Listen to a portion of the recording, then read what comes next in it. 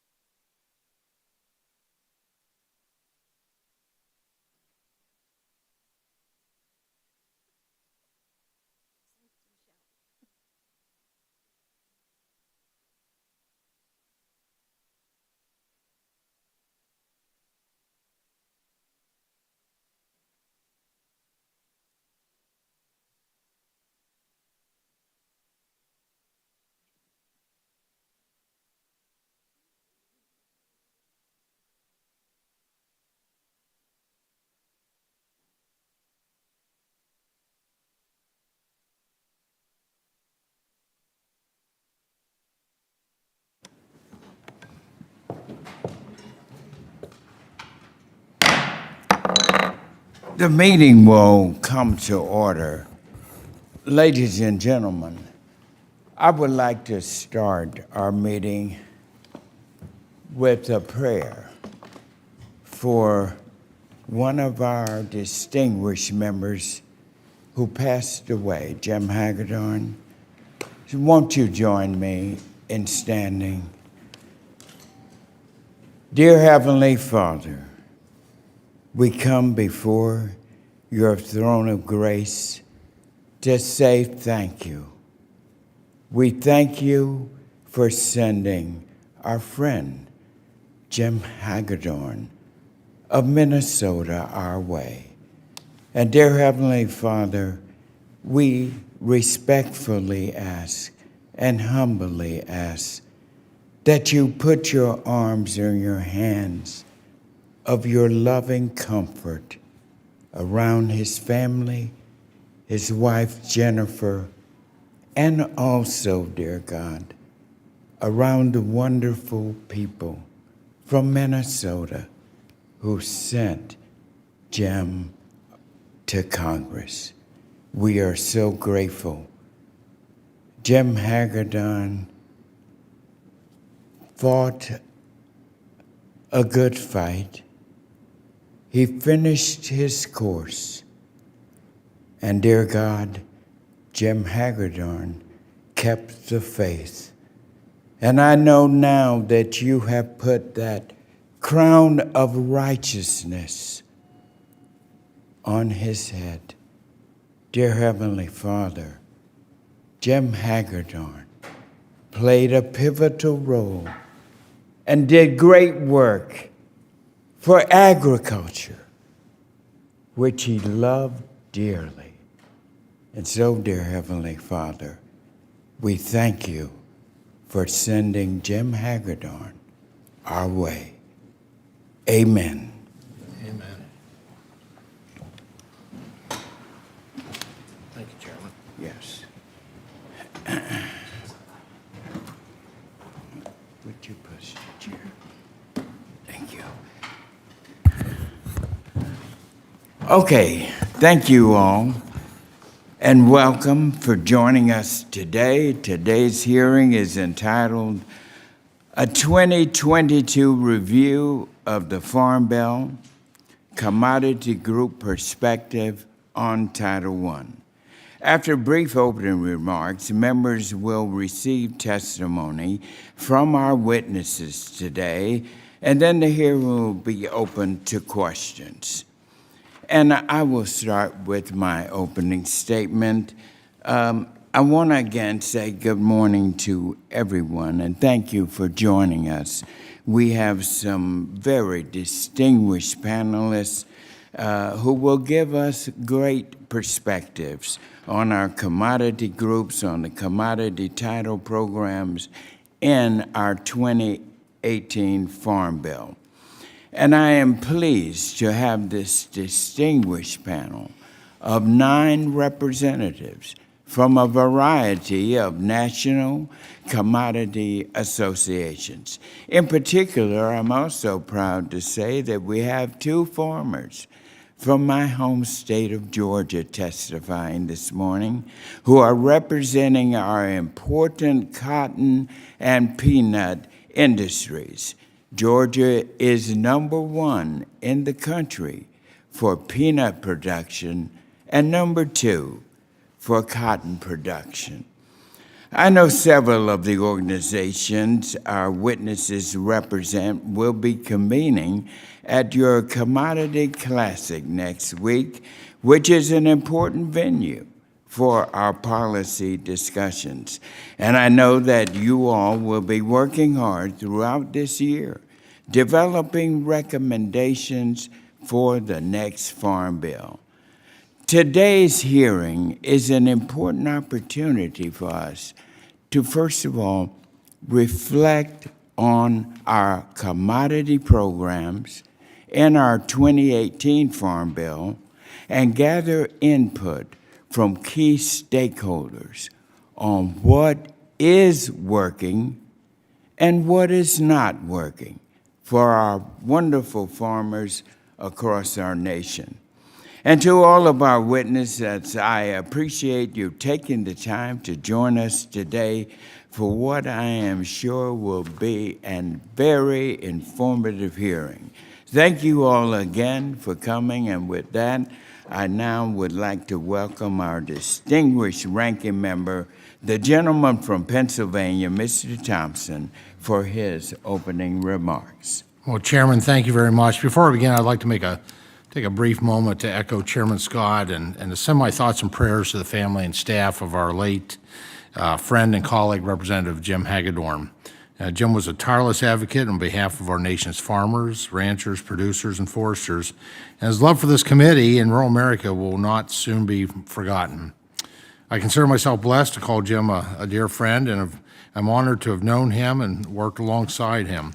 I send my heartfelt condolences and prayers to his entire family and staff during this time of significant loss. Our hearts are with you. Chairman Scott, thank you for convening this hearing today and giving the members of this committee the opportunity to hear directly from these representatives of the commodity organizations regarding Title I of the Farm Bill. We have 19 months before the 2018 Farm Bill expires, but before we can begin thinking about the 2023 reauthorization, we must first have a thorough understanding of how current policy is performing, and we kick that audit process off here today. I want to thank the witnesses who agreed to participate in this hearing, as well as the organizations they represent. Unfortunately, in the past, we have seen what can happen to the Farm Bill when there's divisiveness and a lack of consensus among key stakeholders, such as during the the process leading up to the 2014 Farm Bill, which ultimately took over 3 years and a lot of ups and downs before it was enacted. Compare that to the 2018 Farm Bill, which may have been tumultuous at times, but it marked the first time in almost 30 years that a Farm Bill was introduced in both chambers and enacted into law within 1 calendar year. Plus, the conference report was passed by a record margin in both the House and the Senate. From my perspective, the key difference that led to the success in the 2018 Farm Bill was that the commodity organizations were all rowing in the same direction. During the development of the 2023 Farm Bill, there may be some differences of opinion along the way, but I'm hopeful, and I challenge all of our key stakeholders to make sure that they're unified as we fight back against the critics of farm policy. Our farmers are the lifeblood of the rural economy, and having a reliable domestic source for our food is a matter of national security. Yet those who are not involved in agriculture likely don't comprehend the enormous risks that our farmers and ranchers take on year in and year out to ensure that there's food on the shelves. The disruptions from the COVID-19 pandemic opened many Americans' eyes to the importance of reliable food production. And while for the average consumer things may have somewhat returned to normal, for our farmers it's anything but. They are facing unprecedented disruptions in the supply chain for critical inputs, skyrocketing energy costs, and difficulty transporting their commodities. Though there is no silver bullet, the safety net is intended to help absorb some of the risk our farmers face. And I look forward to an honest conversation about how Title I is performing in that regard. I hope the members of this committee walk away from this hearing with a thorough understanding of what is working and what needs improving. The path to success in any Farm Bill reauthorization begins on the front end with hearings like this. The primary responsibility of the organizations represented here is to provide the key input Congress needs to get the policy right. Each Farm Bill is different, and each one comes with its own unique challenges. It is critical at this stage of the game for stakeholders to give us an honest assessment of where we stand and moving forward to focus on developing the safety net our producers need rather than trying to dictate the process. So I'd like again to thank our witnesses here today, and I look forward to working with each of you and the organizations you represent. Thank you, Mr. Chairman, and I yield back. Thank you, Ranking Member. And now I'm very pleased to recognize the chair of our General Farm Commodities and Risk Management Subcommittee, the gentlewoman from Illinois, Ms. Bustos, for any opening remarks she would like to make.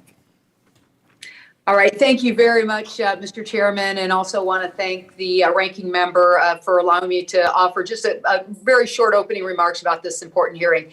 As the chairwoman of the subcommittee with jurisdiction over Title I programs, I think this hearing is an important component for the work that our full committee is undertaking so that we understand what's working and what's not working with our commodity programs, so Congress is able to make informed decisions as we head into the next Farm Bill reauthorization process.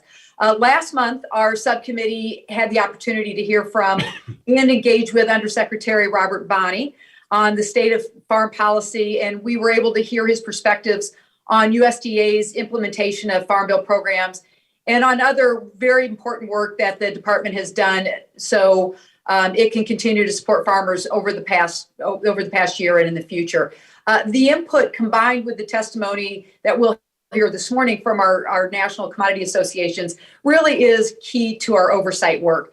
And I'm looking forward to the input from our witnesses this morning and also having a continued dialogue with each of our witnesses as we move forward. Thank you very much to our witnesses for your testimony today, and I look forward to your input about how our existing commodity programs are working. Thank you, Mr. Chairman. I'll yield back. Thank you, Chair Lady Bustos.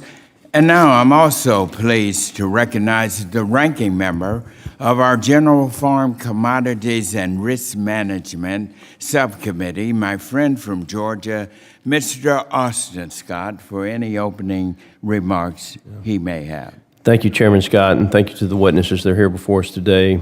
And before I go into my opening statements, I want to point out that I dug deep in my closet to find the closest colors I had in support of the Ukraine today. I see Chairwoman Bustos did as well. And certainly our thoughts and prayers go out to President Zelensky and the Ukrainian people who are doing a tremendous job of fighting the Russians and the arcane person who's in charge of that country, Vladimir Putin. And I think one of the things that the world is about to realize, unfortunately, is just how important the food supply is around the world. I think that over the next several weeks, we will probably see a tremendous number of human beings that will be starving because of the actions of one sick individual. As a ranking member of the General Farm Commodities and Risk Management Subcommittee, I'm particularly looking forward to taking a deep dive into the policies within Title I of the Farm Bill. I'm looking forward to working with Chairwoman Bustos and the full committee leadership for the remainder of this Congress. I'm hopeful that the work we do this year will set up for success in delivering an on-time reauthorization in 2023. Many of us are fortunate enough to represent rural districts. We get the opportunity to interact with farmers back home, yet even still the producers and the risks that they take each year are hard to fathom. It takes a special individual to be willing to borrow more money than the average American will borrow in their lifetime just to plant seed in the ground and hope to make a crop and pay it off. For them, farming isn't just an occupation, it's their heritage, their livelihood, and a way of life. Title I is meant to provide a base level of assistance when times are tough and prices fall so that farmers can survive to the next year. Yet as we look back over the past several years, I'm concerned with how much we've had to rely on assistance outside of the Farm Bill to help our farmers. Natural disasters, retaliatory tariffs, and the coronavirus pandemic are a few of the things that come to mind. These events, we weren't able to see them coming, but I hope we can have a conversation here today and going forward about what improvements we can make to the safety net to provide farmers more certainty in the face of these kinds of events. If you dig into the Census of Agriculture, there's a statistic that underscores the importance of getting these policies right. There are only 239,000 operations in this country that generate over $250,000 or more in sales. That's sales, Mr. Chairman, not income. In my district, it would probably take about 300 acres of cotton to hit that number. Those 239,000 farm operations, just 12% of those produce about 90% of all of our food supply. I want to say that again. 239,000 operations in this country, 12% of the farms generate 90% of the food supply for our country and what we export. Those are still, by and large, family farm operations that have had to expand to offset reducing margins. It underscores just how important a working farm safety net is. If things go south and some of those farm operations start to get out of the business of agriculture, we could see significant impacts on our food and fiber production. Today's hearing is a vital examination of where we stand today and the start of a conversation about where farm policy needs to be in the future. Mr. Chairman, before I thank you one last time for this hearing, I want to also mention the impact of bad tax policy on our family farms. Eliminating stepped-up basis and increases in the estate tax will be devastating to America's farm families and America's food supply. Mr. Chairman, thank you again. Thank you to the witnesses here today. I look forward to hearing from each of you and working with each of you in the groups, and I hope that you will all pray for President Zelensky, the Ukrainian people, and those who are out there fighting for freedom hour by hour. Thank you, Chairman Scott. And now the chair would request that other members submit their opening statements for the record so witnesses may begin their testimony and to ensure that we have ample time to make sure we answer all questions. And now it's my deep pleasure to introduce our panelists and witnesses for today. And to introduce our first witness, I'd like to yield to our colleague from Arkansas, Mr. Crawford. Thank you, Mr. Chairman. Full disclosure, our first witness is a constituent of mine who I have been friends with for some 20 years. Brad Doyle is a farmer from Poinsett County, Arkansas, and serves as president of the American Soybean Association. He's been a member of the ACA Board of Directors since 2017. In 2017, Brad received the Arkansas Farm Bureau Stanley E. Reed Leadership Award. The Doyle family has been recognized as ASA conservation champions. They've implemented 2 tailwater recovery and canal systems on their own farm to conserve rainwater, soil, and nutrients. And I appreciate the great work they're doing, and I'm proud to represent them. Brad, thank you for being here today, and I appreciate you and all that you do. And Mr. Chairman, thank you for the opportunity to introduce my constituent. Thank you. And our second witness today is Dr. Robert Johansen, the Director of Economics and Policy Analysis for the American Sugar Alliance. He was previously the Chief Economist at the U.S. Department of Agriculture.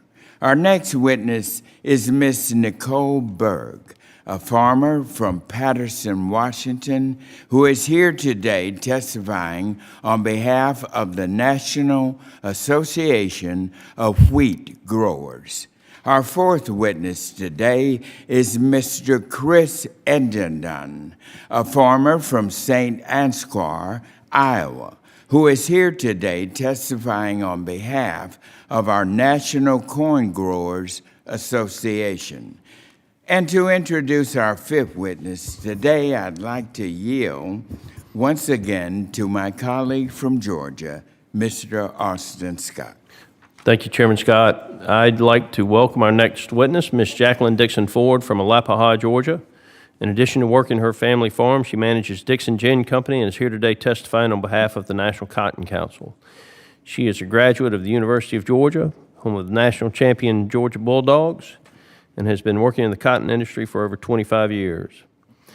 She serves on the ABAC Foundation Board with my wife, Vivian. And Jacqueline, we're glad to have you here. Thank you. Our sixth witness is Miss Verity Olibari, a farmer from Melrose, New Mexico, who is testifying today on behalf of the National Sorghum Producers. Our seventh witness today is Mr. Clark Coleman, a farmer from Bismarck, North Dakota, who is testifying today on behalf of the National Sunflower Association, the National Barley Growers Association, and the U.S. Canola Association, and the USA Dry Pea and Lentil Council. And to introduce our eighth witness today, I'd like to yield once again to our colleague from Arkansas, Mr. Crawford. I hope you're doing well, and I will talk to you a little bit later. Thanks. Let me remind all members, please make sure your microphones are muted when you're not recognized. Thank you. Mr. Scott? I'm sorry, Mr. Crawford. Thank you, Mr. Chairman. I am doubly honored today to introduce another constituent, Jennifer James, who is a fourth-generation rice farmer from Newport, Arkansas. She's owner of H&J Land Company, a diversified family farming operation growing rice, corn, and soybeans. Jennifer and her husband, Greg, farm with Jennifer's father, Marvin Hare. The family takes great pride in their operation's commitment to providing overwinter habitat for waterfowl and instituting practices that conserve natural resources. She serves on the USA Rice Federation and U.S. Rice Farmer Boards of Directors. I appreciate the great work Jennifer and her family are doing, and I'm proud to represent them. Jennifer, thank you for being here today. Thank you. And I'd like to introduce now our ninth and final witness today, and I'd like to yield to our colleague from Georgia, Mr. Bishop. Thank you very much, Mr. Chairman.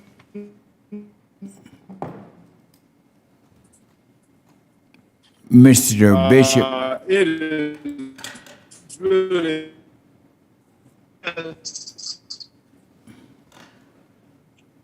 Can you not hear me? We're having a little bit difficulty. You may want to get closer to the mic, Mr. Bishop. I apologize. Again, is this better? Yes, it is. You may continue. Okay, thank you very much, Mr. Chairman and Ranking Member Thompson, for having this very important hearing today. It's my pleasure and a distinct honor to introduce the witness from Georgia's 2nd Congressional District, Meredith McNair Rogers. Ms. Rogers hails from Camilla, Georgia, in Mitchell County, which is one of the top 10 agricultural producing counties in the state of Georgia. She comes from a long line of row crop and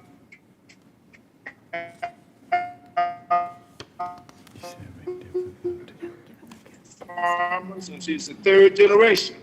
And her family has been We're having some technical.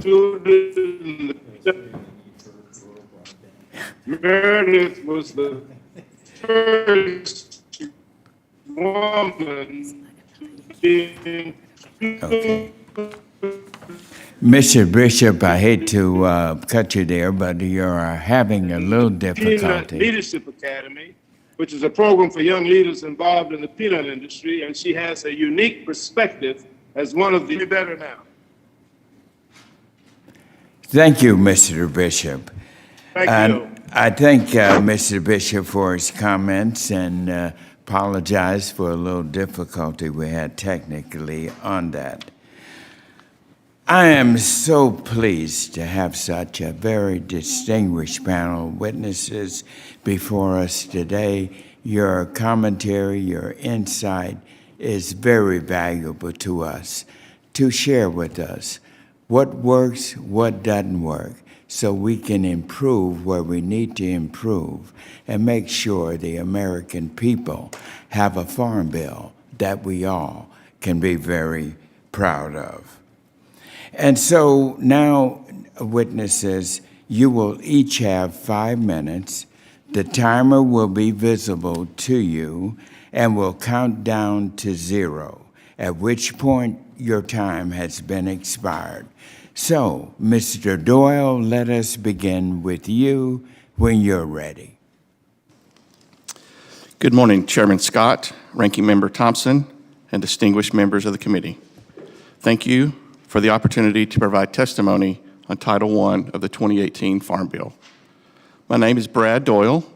I'm a soybean farmer from Arkansas, and I serve as the president of the American Soybean Association. Soybean growers need a supportive farm safety net when markets fail or when significant economic disruptions occur. Based on farmer feedback we have received, it is clear that improvements are needed to make the Title I safety net effective for soybean farmers. Since early 2022, ASA has held 12 virtual Farm Bill listening sessions, both by region and by topic, with interested soybean farmers across soy's 30 primary growing states. An in-depth Farm Bill survey was also administered to soybean growers in late 2021. Through these listening sessions and the survey, soybean farmers consistently share the soybean reference price is insufficient. If there were ever a time that the farm safety net was designed for, it was during the China trade war in 2018 and 2019. China is a significant importer of soybeans, importing almost 1 in 3 rows of soybeans produced in the U.S. During the height of the China trade war in 2018, U.S. soy stopped flowing into the market during the peak export period that fall. Soybean prices fell about 20%, but soybean producers received no PLC payments and little from ARC under the Title I safety net. The reference price for determining Title I benefits was set at such a low level that PLC payments never were triggered. In fact, 2005 is the last time a PLC or CCP payment, the predecessor program, was triggered for soybeans. If soybeans, the second largest crop planted by area in the U.S., did not get help from Title I during this critical situation, it is hard to imagine a scenario where Title I safety net could provide meaningful help with the current reference price. Through ASA's listening sessions and survey, soybean farmers also consistently share concern that soybean farmers have a low level of base acres compared to planted acres. ARC and PLC benefits are provided on base acres, not planted acres. In 2021, soybeans were planted over 87 million acres in the U.S. By comparison, soybean base total acres are 52.5 million acres. So 34.5 million acres of soybean acres were not protected by the soybean provisions of ARC and PLC in 2021. Farmers share these scenarios throughout our listening sessions to describe these concerns. One, a young beginning farmer who was only 10% base on his or her farm provided little access to the ARC and PLC farm safety net. Two, greater adoption of no-till conservation practices has enabled farmers to cultivate crops in new areas that have no base. Three, small farmers who have transitioned out of tobacco production and have no crop base. Four, farmers have exited the dairy business and have moved into production of other crops with no base acres. And lastly, farmers have lost cropland to residential and industrial development and sought other areas to cultivate. When our survey respondents were provided options to improve the Title I farm safety net for soybeans, the leading two selections were to increase the soybean reference price for calculating ARC and PLC, and to provide an option to update base acres. Importantly, farmer feedback also suggests that a combination of remedies to address these deficiencies are needed. For example, if an option to update base acres is allowed, it may not be exercised if the reference price of soybean remains where it is currently set. In addition to these two specific areas of concern regarding Title I farm safety net, my written statement provides highlights of a number of other interests. Thank you again for this opportunity to share ASA's perspectives on Title I of the 2018 Farm Bill. Thank you, Mr. Doyle. And now, Dr. Johansen, please begin when you are ready. Good morning, Chairman Scott, Morning. Ranking Member Thompson, and members of the committee. Thank you for this opportunity to testify before you today concerning the commodity title of the 2018 Farm Bill. My name is Robert Johansen. I'm the Director of Economics and Policy Analysis at the American Sugar Alliance, the National Coalition of sugar beet and sugarcane growers, processors, and refiners. The U.S. sugar industry generates more than 140,000 jobs across 21 states and contributes $20 billion annually to the U.S. economy. American consumers benefit from a safe, high-quality, reliable, sustainably produced, and affordable source of sugar, an essential ingredient in the nation's food supply. Our product is stored and distributed from multiple facilities strategically located throughout the nation, ready for delivery when and where needed according to the specifications required by our customers. Unlike some other food items, there are no bare spots on grocery store shelves throughout the pandemic. That success is attributable to U.S. sugar policy. I will make four main points today. First, efficient U.S. sugar producers are threatened by less efficient foreign, subsidized, and dumped sugar that usually sells well below the exporter's cost of production. There are no signs of that changing in the foreseeable future. We must not become overly dependent on foreign suppliers for essential goods. That is why an effective sugar policy which maintains a strong domestic industry is essential to the food security of our nation. Second, U.S. sugar policy comes at no cost to the U.S. Treasury. U.S. sugar policy is operated at zero cost to taxpayers 17 of the past 18 years and is expected to do so again this year. USDA projects zero cost over the next 10 years as well. The one time it did not operate at zero cost was due to Mexico's dumping of sugar onto the U.S. market at below Mexico's production costs, which the International Trade Commission unanimously held violated U.S. trade law. However, the loan rate for raw sugar cane and refined beet sugar has not kept up with inflation nor the rising cost of production. It no longer provides a realistic safety net for our producers. Since the early 1980s, we have closed 68 processing facilities, and most outside investors have exited the remainder of the industry due to the high risk and low returns. It was our family farmers who stepped up to rescue the industry from further closures of their factories, mills, and refineries. Now many of those are struggling. Operating margins are being squeezed each year due to rising labor, fuel, seed, fertilizer, equipment, and interest rate costs that hit our producers in the field as well as in the factories they own. We would support examining how the Farm Bill safety net could be updated in the next Farm Bill for all Title I commodities to better match actual operating costs for producers. Third, sugarcane and sugar beets, like most crops, are grown in areas that experience weather disruptions. Crops are resilient, yet risk protection is needed. Sugarcane and sugar beet farmers do have some insurance products available to them, but those crop insurance tools are not as well developed nor affordable as for some other commodities. Sugar beet farmers have participated in WIP Plus previously, and cane farmers are considering how their losses in 2021 might be eligible for the most recent WIP Plus program. Note that WIP Plus is not currently authorized for recent 2022 disasters, such as the January freeze in Florida. For those reasons, and because this committee has signaled an interest in developing additional risk management programs in Title I to complement crop insurance, we are certainly receptive to new efforts to provide standing disaster coverage in ways that do not undermine crop insurance and possibly even encourage greater participation in coverage levels. And lastly, the current Title I sugar policy can provide an adequate economic safety net for American sugarcane and sugar beet farmers so long as there remains in place effective responses to foreign sugar-producing countries subsidizing and dumping. Without those responses, we would effectively outsource our sugar supply to heavily subsidized and unreliable foreign sugar suppliers whose environmental and labor standards simply do not measure up to our own. That would be the opposite of strengthening supply chains and contrary to providing a safety net to American producers. We encourage and welcome the members and staff of the committee to visit our farms and factories. We look forward to working with you as this committee continues to hear from producers as you weigh options for improving the Farm Bill. Thank you for your consideration and for your support to the American sugarcane and sugar beet family farmers. I look forward to any questions you might have. Thank you. Ms. Berg, please begin when you're ready.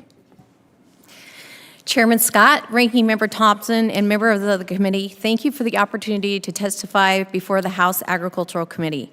My name is Nicole Berg, a fourth-generation farmer, where I work alongside my dad, two brothers, on our family farm in Patterson, Washington. We grow dryland and irrigated wheat on a diversified farm. Currently, I serve as Vice President of the National Association of Wheat Growers. NAWG is a federation of 20 state associations and other industry partners. Our members feel it's important to provide testimony before the committee today as we reflect on the programs authorized under Title I of the Farm Bill. Today's hearing is timely as NAWG is also evaluating the effectiveness of the farm safety net.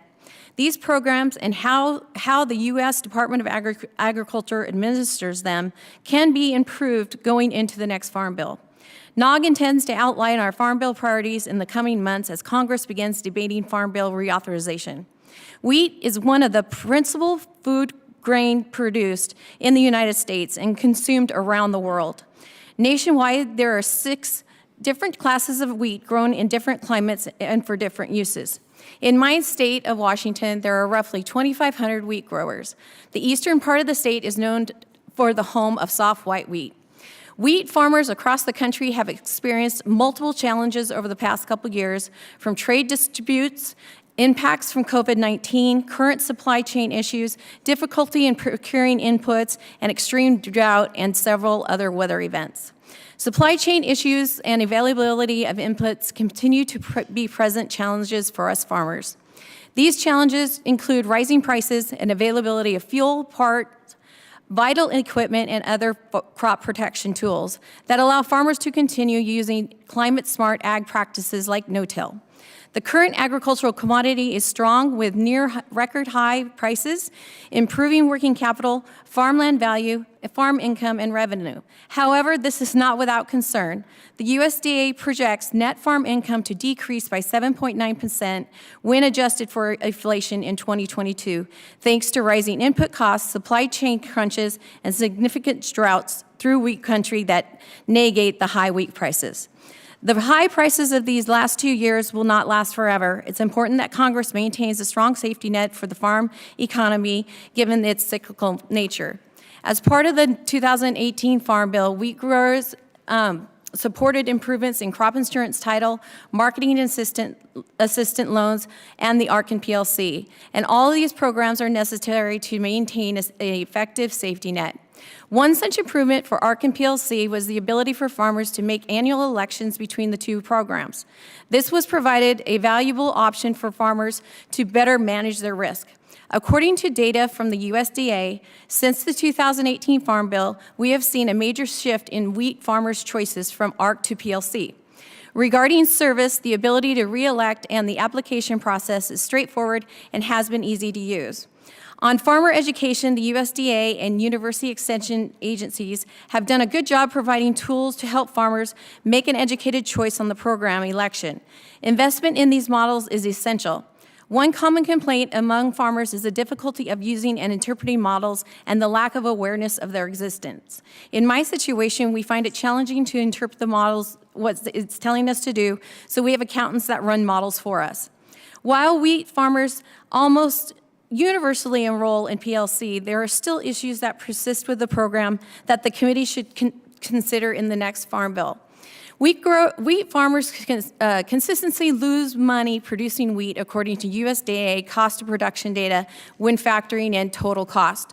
Keeping this in mind, the committee should consider how to make ARC more effective for the wheat farmers and how to improve PLC to be more reflective of current cost of production. As the committee continues to have these hearings and reflect on programs authorized under the 2018 Farm Bill, I look forward to working with the members of the committee, their staff, and other witnesses here today to help craft the next Farm Bill that works for wheat farmers and all of agriculture. Thank you again for the opportunity to testify before the committee today. Ms. Burton. Mr. Eddington, please begin when you're ready. Chairman Scott, Ranking Member Thompson, and members of the House Agriculture Committee, thank you for the invitation and opportunity to testify today. My name is Chris Edgington. I live and farm in St. Ansgar, Iowa, where multiple generations of my family raise primarily corn and soybeans.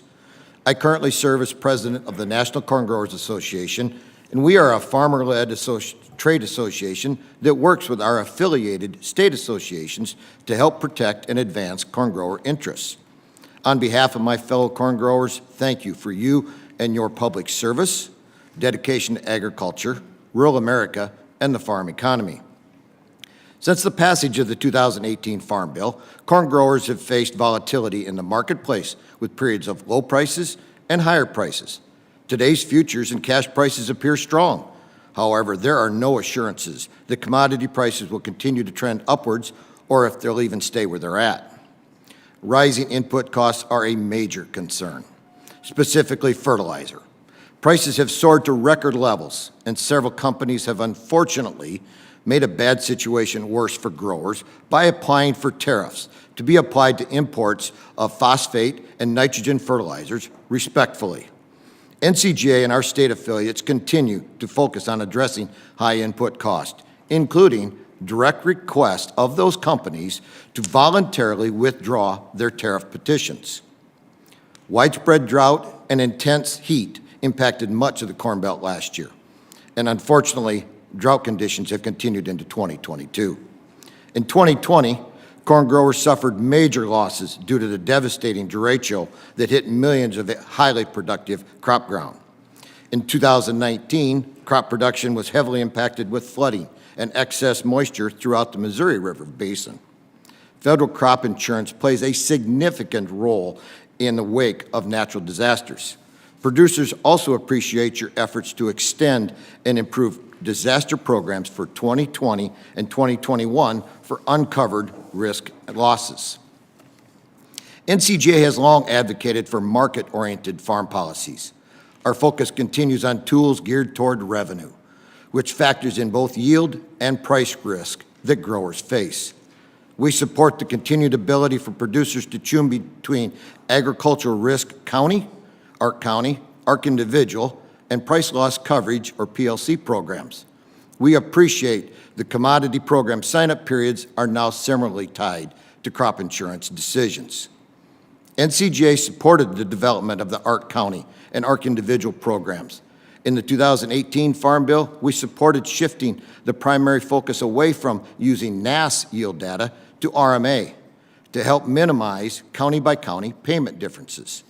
We also supported additional improvements to yield calculations and transparency to payment components. The PLC program has historically provided limited support for corn growers. Given the trend of increased corn yields year after year, though, the growers appreciated the opportunity to increase their yield, PLC yield, in 2020. And while use of the marketing assistant loans is small among our members, the program remains an accessible tool for corn growers without base acres. Implementation of the current Farm Bill has been fairly smooth, helped by the familiarity of the program, lengthy sign-up periods, and increased transparency of the program components.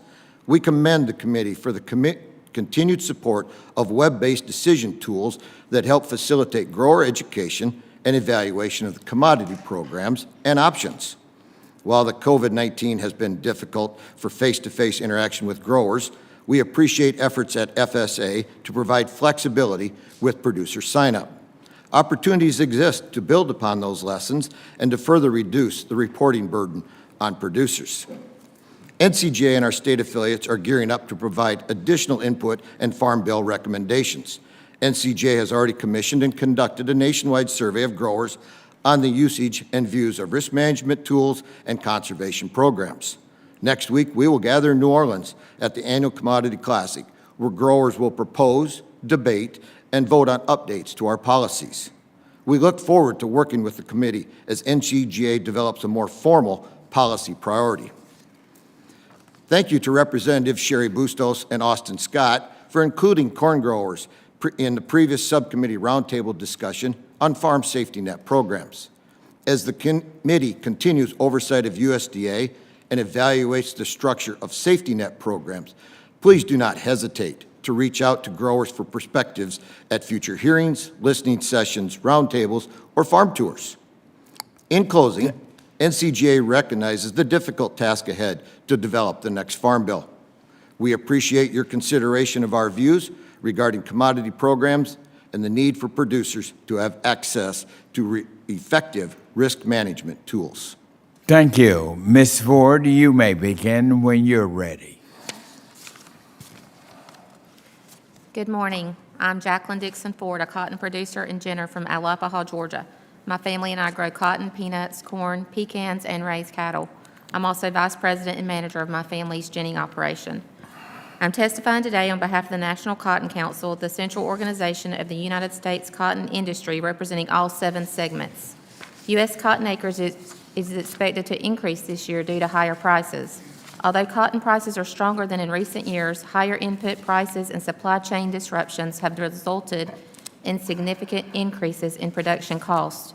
Most producers are expecting a 25 to 40% increase in costs, largely due to higher fertilizer and pesticide prices.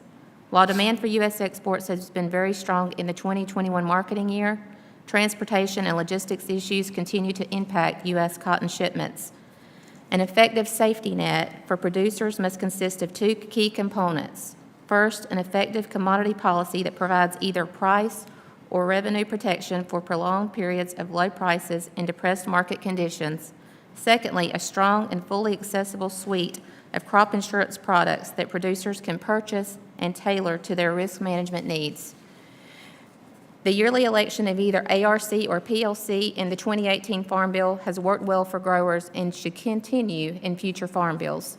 In this Farm Bill, producers have overwhelmingly enrolled seed cotton base acres in the PLC program at over 90% annually.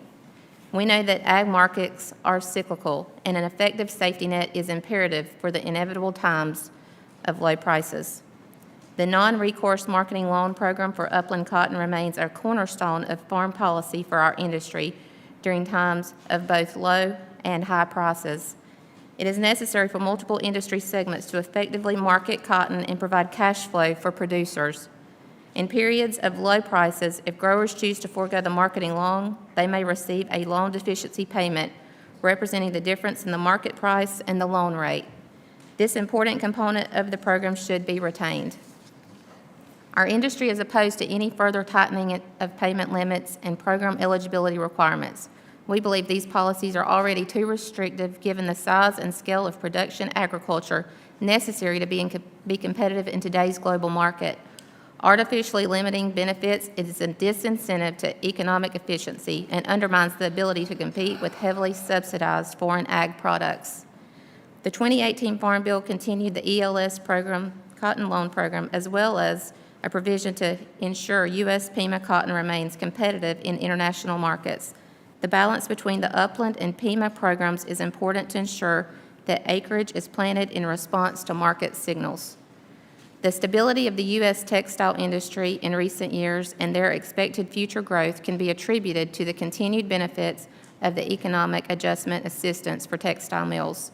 Considering the need to reshore or nearshore manufacturing of critical goods and materials, a strong and robust U.S. textile industry is key.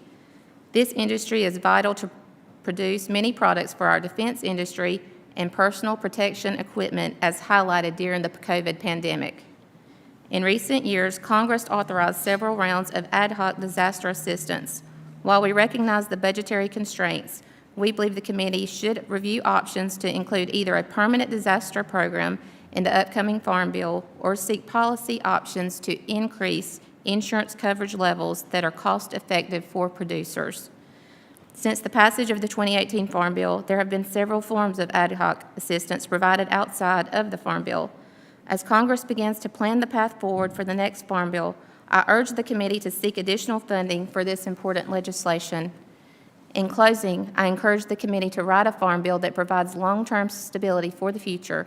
There will be price declines from where we are today. There will be disasters that are larger than the essential assistance commodity programs and crop insurance provide. There will be trade disputes that wreak havoc on our export markets.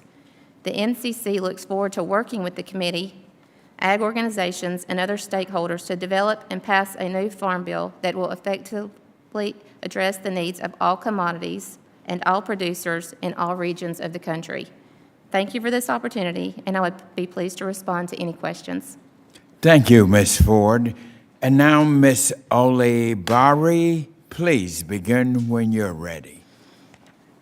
Good morning. Thank you, Chairman Scott, Ranking Member Thompson, and members of the committee for the opportunity to speak to the committee today. My name is Verity Olibari. I am a fifth-generation diversified farmer from Melrose, New Mexico, on the east central side of the state. I've been a member of the National Sorghum Producers for more than 10 years. The climate in my region necessitates being very conscientious about the crops we grow, as we are very limited in the amount of rainfall we receive each year. The 20-year average for rainfall in my county is just under 16 inches, and in 2020 we saw a record low of only 6.7 inches of rain in an entire year. The innate drought tolerance of sorghum as a resource-conserving crop make it an excellent fit for my operation. Just as the harsh climate in eastern New Mexico requires me to carefully consider the optimal crops to plant each year, it also requires me to take steps to mitigate my risk.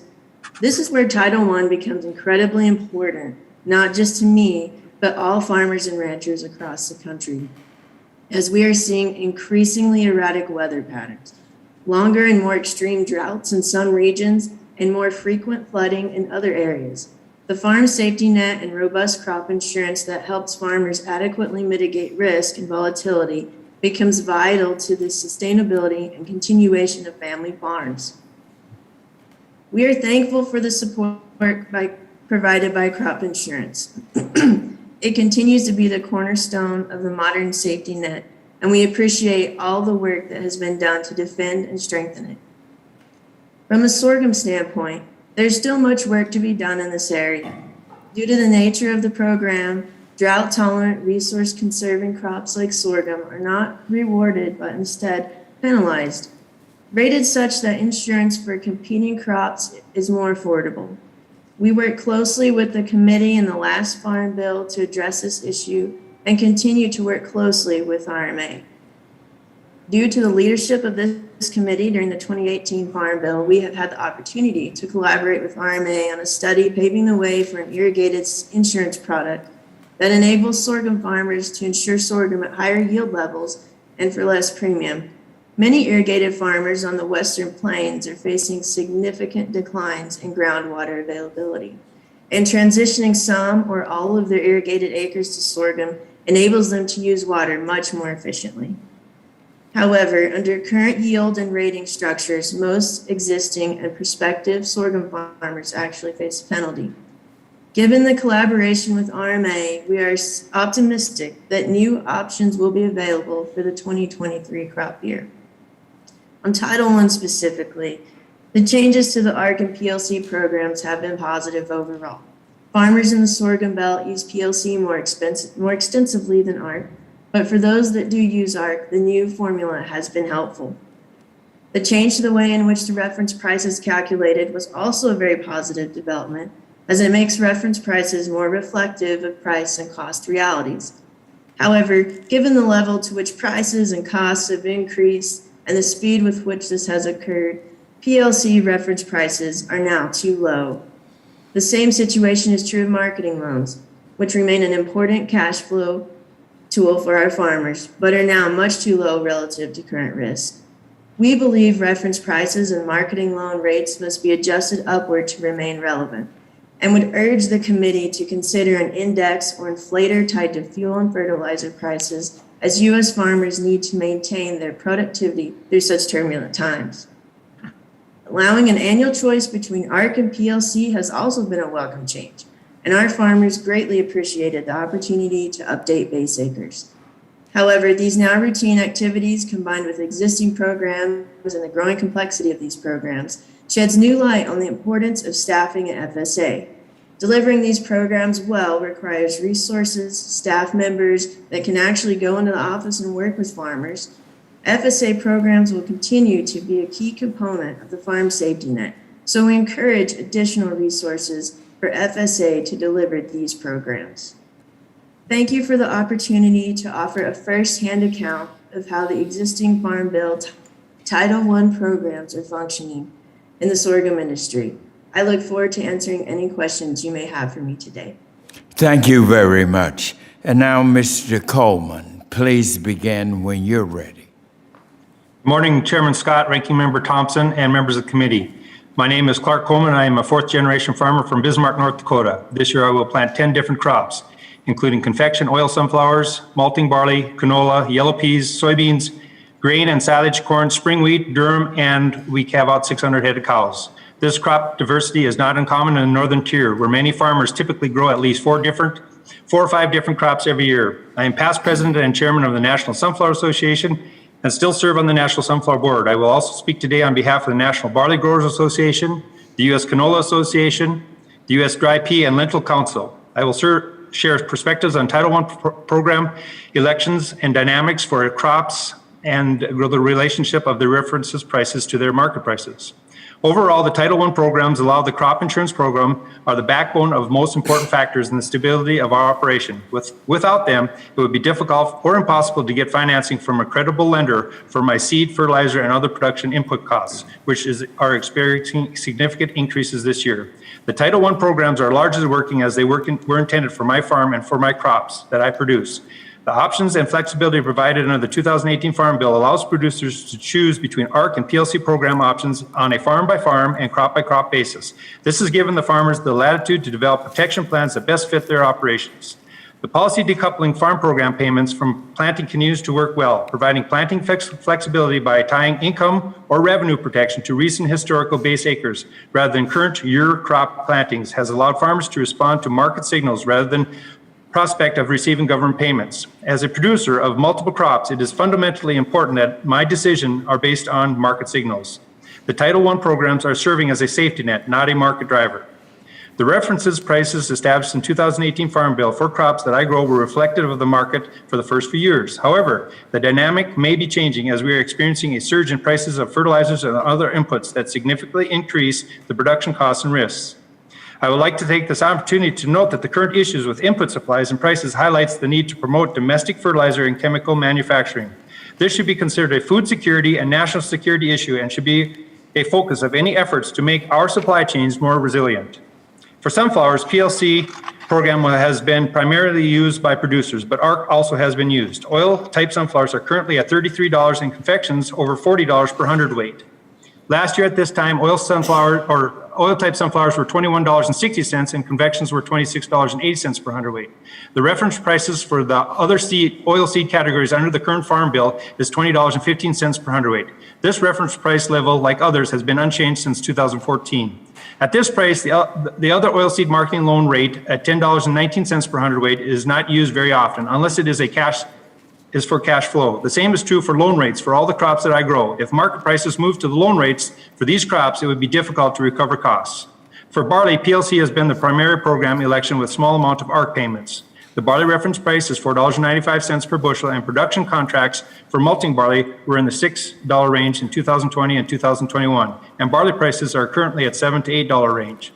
For canola, PLC has been the choice with very little under ARC. Canola prices this year have been in the range from 30 to 38 cents per hundredweight, while the reference price for the canola other oilseeds is $20.15 per hundredweight. The pulse crops, dry peas, lentils, and chickpeas have been primarily covered by PLC. Over the past several years, prices of pulses have experienced significant swings from low-level dues to tariffs and disruptions in key markets to upward spikes in 2020. Unfortunately, the supply chain disruptions have prevented the pulse producers from capitalizing on current high prices. The reference prices for dry peas is 11 cents per pound, lentils and small chickpeas is 19 cents per pound, and large chickpeas is 21 cents per pound. The reference price for large chickpeas established in 2018 Farm Bill did not reflect the average market price for Olympic and average market prices at the time, and it does not reflect the current average price.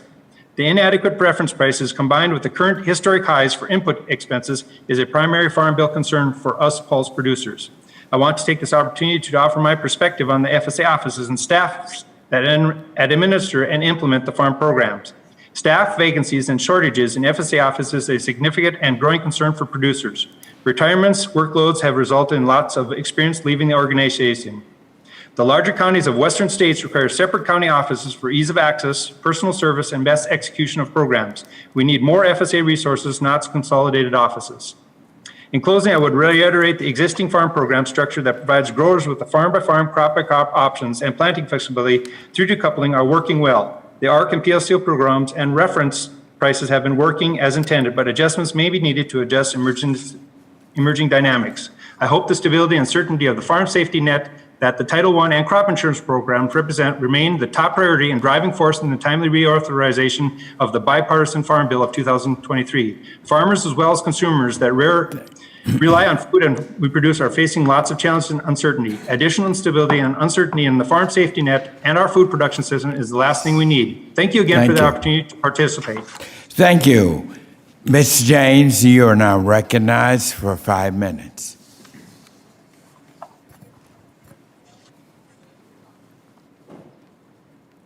Good morning and thank you. As a fourth-generation rice farmer from Newport, Arkansas, I'm honored to provide my testimony on behalf of the USA Rice Federation, the only farmer-led rice organization that advocates in the best interest of every farmer in the country, along with our mill, merchant, and allied members.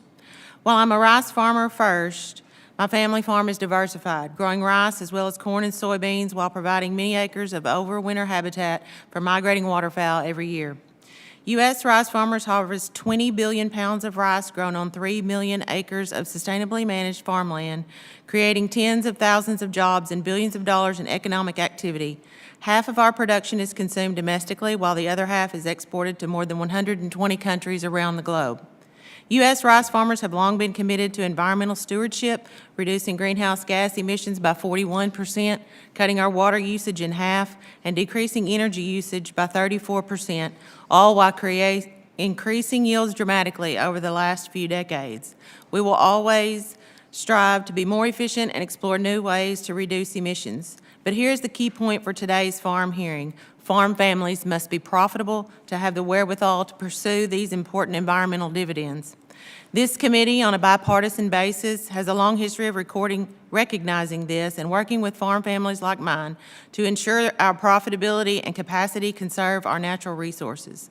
This hearing is timely and important because Title I of the Farm Bill, the commodity title, is the cornerstone of the safety net for rice farm families. Other commodities might regard crop insurance as their primary safety net.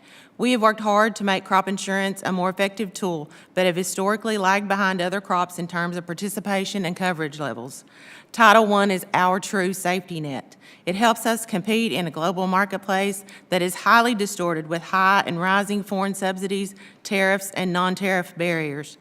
As you know, China was found to illegally have over-subsidized 3 crops, including rice, by $100 billion in a year. It would take 10 years for Farm Bill spending on all U.S. commodities to reach that level. U.S. rice farmers simply can't compete without U.S. farm policy to help level the playing field. The fact is, Title I rice policy helps to ensure that more of the world's rice is produced sustainably in the U.S. following the highest environmental, safety, and labor standards in the world. Price loss coverage has been the most effective option for rice, with 99% of long and medium grain rice producers electing it over ARC. Despite the success of PLC since 2014, it does not look sufficient given current economic conditions. Rice simply has not enjoyed the rally in prices that other crops are experiencing. According to USDA, the current market prices for corn, cotton, soybeans, and wheat are 50%, 84%, 77%, and 73% higher than in 2020, but rice prices are only up 8%.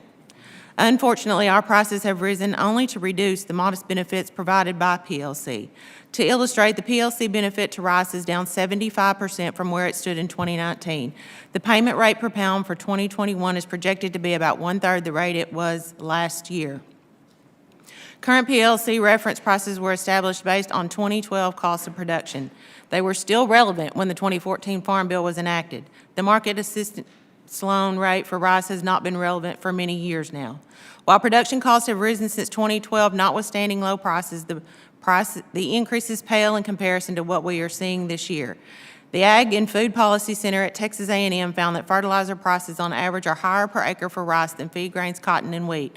Everyone testifying here today and all the farmers we represent are paying too much for inputs, but rice is taking a disproportionate hit on this front while our crop prices continue to lag. A recent rice-specific AFPC study of all variable cost input cost estimates rice farmers will lose over $500 million this year due to these increases. Because of the combined conditions of low rice prices and accelerating input costs, rice farmers are in trouble.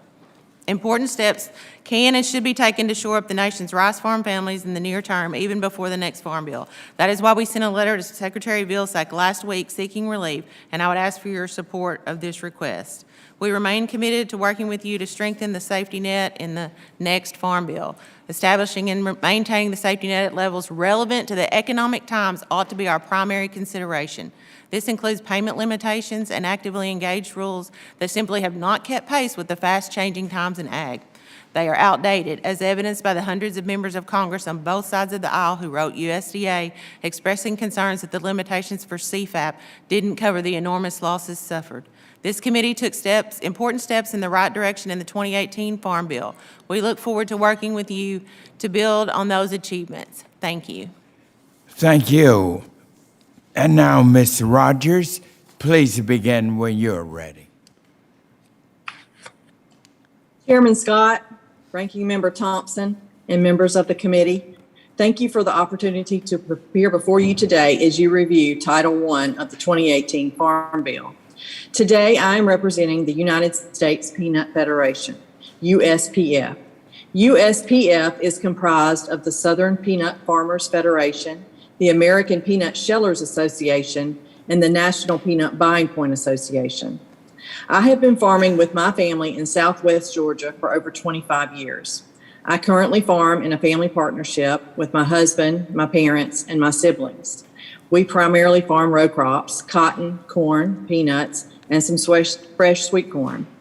When I met with the General Farm Commodities and Risk Management Subcommittee early last fall, I spoke of increased input costs such as fertilizer and equipment. Since the subcommittee's roundtable last year, the Center for Rural Prosperity and Innovation at Abraham Baldwin Agricultural College in Tifton, Georgia, has completed its review of U.S. representative peanut farm data covering all the peanut production regions. What we have learned from this most recent comprehensive data is that peanut growers are struggling to cover their cost of production. The representative farms demonstrate that a significant number of farmers are using the equity in their land and their 401k. The 2021 Representative Farm Update revealed the average expected peanut yield to be 4,760 pounds per acre. In a cash flow analysis, the 2021 cash flow was $545.97 per ton. The projected 2022 peanut total cash flow cost to produce a ton of peanuts is estimated to be $666.94. That's a 22% increase over the 2021 cost of production. We're in the process of working on our farm budget for our farm this year, and we have found that our expected increase to be very high. The fertilizer costs alone are over double what they were a year ago, and so availability is becoming a problem.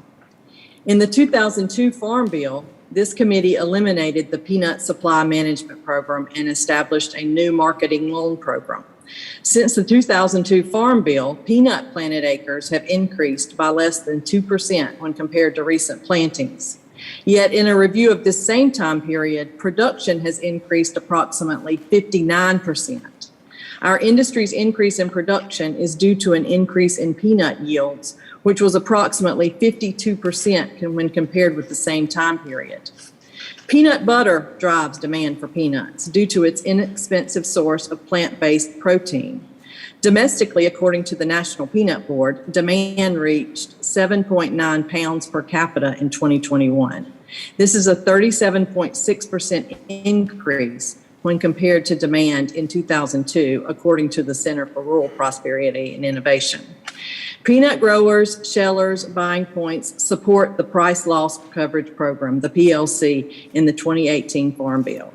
Clearly, peanut growers are facing economic challenges as discussed previously. These challenges are not a result of the PLC structure, but it is important that the committee periodically evaluate, as you are today, the cost of production that growers are facing and determine if the specifics of these programs are keeping pace with the changing economics growers are experiencing. We do have a number of growers in specific regions that have produced peanuts for years but do not have access to the PLC program because they lack base acres. We know that the issue is not specific to peanuts, but we hope the committee will work with commodity organizations to assist these producers. In conclusion, the Federation believes the 2018 Farm Bill PLC program for peanuts has been effective for farm families and the peanut industry. We do believe that the committee should review the specifics of the 2018 Farm Bill in light of the unprecedented cost that the production farmers are facing in the future. While some may argue that the costs will recede to their previous levels once these recent events have subsided, it is my experience that these increased costs do not return to original level. Thank you so much for allowing me to participate today. Thank you, and thank all of you for your very outstanding testimonies. And at this time, members will be recognized for questions in order of seniority, alternating between majority and minority members. You will be recognized for 5 minutes each in order to allow us to get as many questions in as possible. Again, please keep your microphones muted until you are recognized in order to minimize background noise. And now I recognize myself for 5 minutes. Ladies and gentlemen, my first question is asked because of this very disturbing and terrible and quite honestly evil activity that Russia is conducting in Ukraine. And the impact that it's having or could have on our agricultural industry. Our nation has the leading agriculture industry in the world, often referred to as the breadbasket of the world. The good Lord has blessed us in this country to be that leader. But my concern is this: rising inflation has had a substantial impact on both the prices of our commodities as well as the input costs farmers are facing. Things like fertilizer, several of you have mentioned that.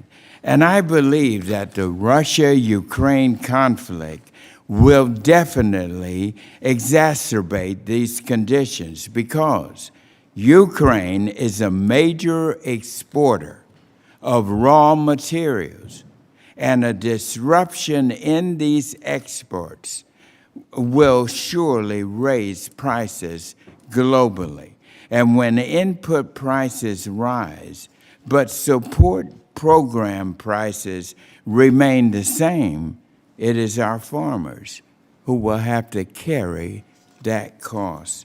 And so with that said, let me ask and start with you, Ms. James, and there may be others of you who may want to jump in here.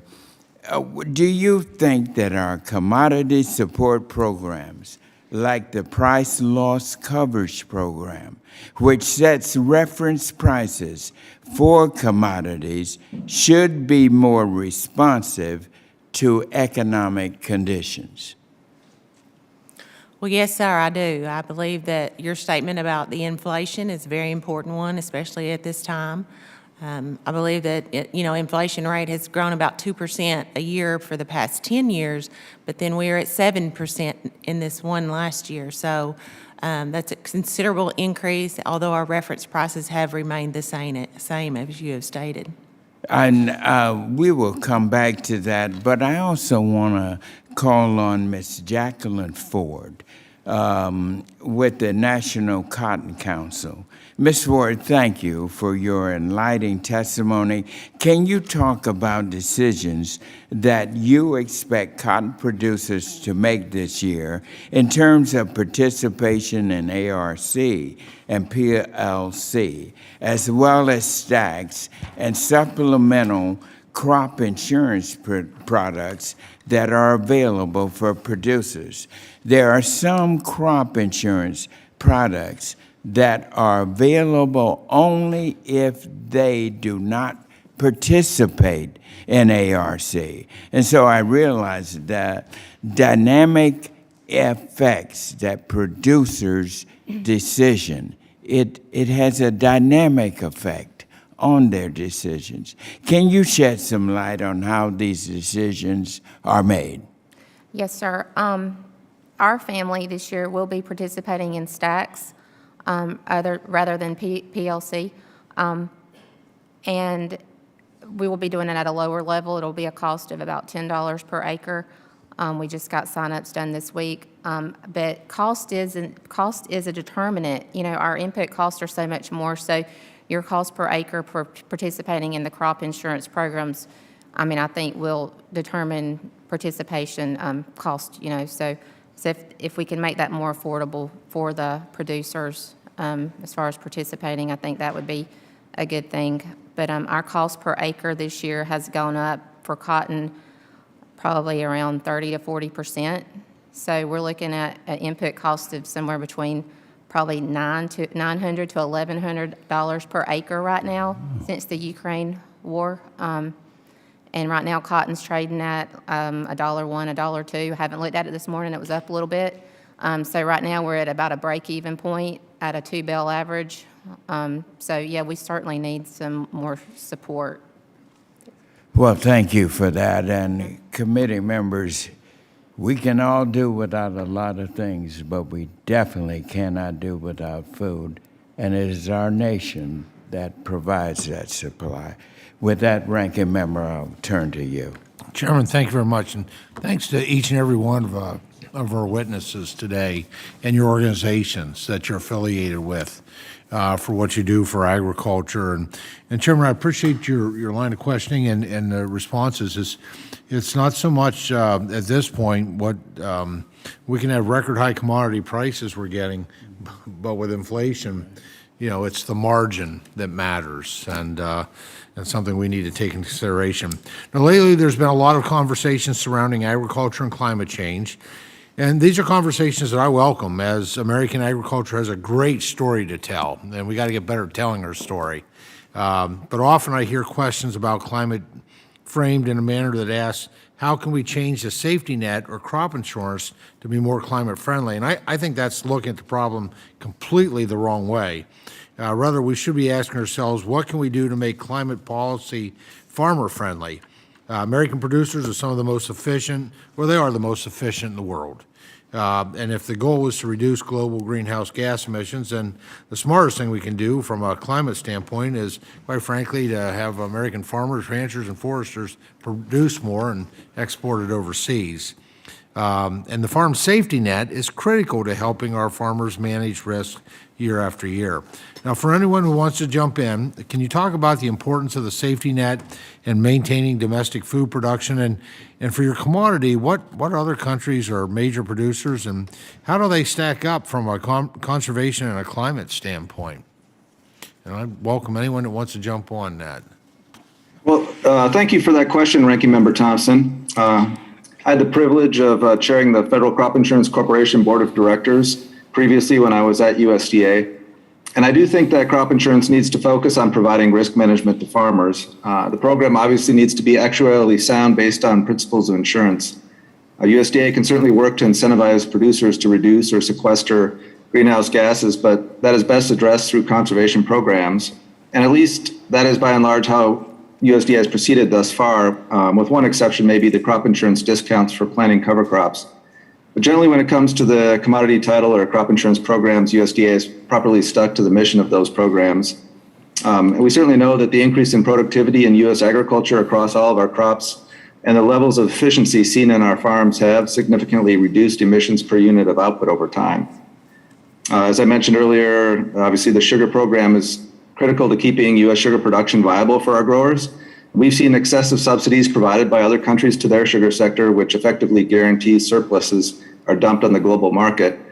Moreover, the production in most of those countries does not meet the labor and environmental standards we have in the U.S. So weakening sugar policy and outsourcing more of our sugar production to heavily subsidized global sugar markets would undercut our supply chains, weaken national security, hurt the environment, and cost us family farms here in the U.S. Thanks. Thank you. Mr. Eddington, I saw you were going for your microphone. So. Yeah, so, you know, from the National Corn Growers perspective, I listened to your question and I think about it a couple different ways. We've been this way for quite a while, that crop insurance is number one. It is our number one best risk management tool. And we need to continue with that. It's a vital piece. We are rolling out another, or, you know, we've worked with RMA to do another one coming this year called PACE, which looks at split nitrogen application. And if you can't get it on, is there a crop insurance piece to that? And there will be. But we've also got, and we rolled it out last summer, our corn sustainability policies, where we know by 2030 that we can improve things, you know, on land use efficiency, water quality, you know, all of these there's 4 or 5 products up to 10, 15%, and maybe some of them beyond that. But that's a piece about conservation that we're working on, and it's about efficiencies and quality and all of the dynamics that we on a day-to-day basis. We have corn, you know, all over the United States. And to talk about climate and risk management tools in the same package, and they have to be done this way, does not fit well with corn. It's tough to do the same thing in southern Texas as it is in northern Minnesota or in the state of Washington versus Maine, let alone central Iowa. And so it's an area that we want to keep separate from the fact that risk management is risk management, conservation is conservation, and we are working very hard in both areas to improve and become more efficient as crop producers. Very good. Well, I don't have much time left. Just an invitation. I'd love to, you know, have future communications. If you've got thoughts that you could respond and provide those on that particular question, I think that would be very, very helpful as we work towards this next Farm Bill. Also, together we can tell the great story of American agriculture. So thank you so much, Chairman. Thank you. The gentleman from California, Mr. DaCosta, who is also the chair of the Subcommittee on Livestock and Foreign Agriculture, is recognized now for 5 minutes. Well, thank you very much, Mr. Chairman, for holding this important hearing as we begin to set this table for the reauthorization of next year's Farm Bill. I think it will be the 4th Farm Bill reauthorization that I've had the privilege to work on. And let me also commend you for your opening comments, remembering and reflecting upon a life well lived in his service to our country, our colleague Jim Hagedorn, a member of my subcommittee, and that we work on together, and our thoughts and prayers are certainly with his family. I say this time and time again as a farmer, a 3rd generation, food is a national security issue. And I think everyone on this committee agrees that our responsibility to ensure that American agriculture remains strong and vibrant Americans realize that that incredible, productive, nutritious food that they consume every night at their dinner table is a result of hard work by farmers, ranchers, dairymen and women, and farm workers. It's a partnership. And so we're very interested in your comments today about how we reset the stage. Obviously, the focus is Title I today. Obviously, there are other titles in the reauthorization of the Farm Bill that we're going to be clearly listening carefully to your recommendations in terms of modifications and changes. Let me ask a specific question with our witness, Ms. Ford, on the National Cotton Council, and then I want to have a general question that you folks might want to think about with relationship to the lessons that we've learned in the last 2 years as a result of this pandemic, horrific pandemic in which over 900,000 Americans have lost their lives in terms of the supply chain, and how we've turned our very delicate and complicated food supply chain with 4% of the nation upside down, and how we address that as we move forward. Ms. Ford, when we talk about cotton was added on Title I farm programs, you talked about the ARC, the risk coverage and the price loss programs that have worked for producers of seed cotton as compared to how upland was previously treated in Title I programs. Do you care to elaborate any further? For how it's worked. Well, this year with the prices being higher, I don't think a payment would not kick in, but it has worked in the past, and it's more dependent on price than yield, and we use crop insurance for yield protection, but the PLCs work very well in the past for price protection. Well, and that's a good segue. I mean, I have crop insurance, and farming, as we all know, is risky enough given the challenges we face. And as I told a previous president one time, I said, you know, farmers are risk takers, so what lessons do you think we should be focused on? Crop insurance obviously is a vital part of our safety net, but on what we ought to be thinking about in reauthorization of next year's Farm Bill? I think we need to be thinking about margins as well with the input costs. I think we've got to look at margins and what the crops are costing us to produce. And Well, the comment that I made with the previous, I said farmers are price takers, not price makers.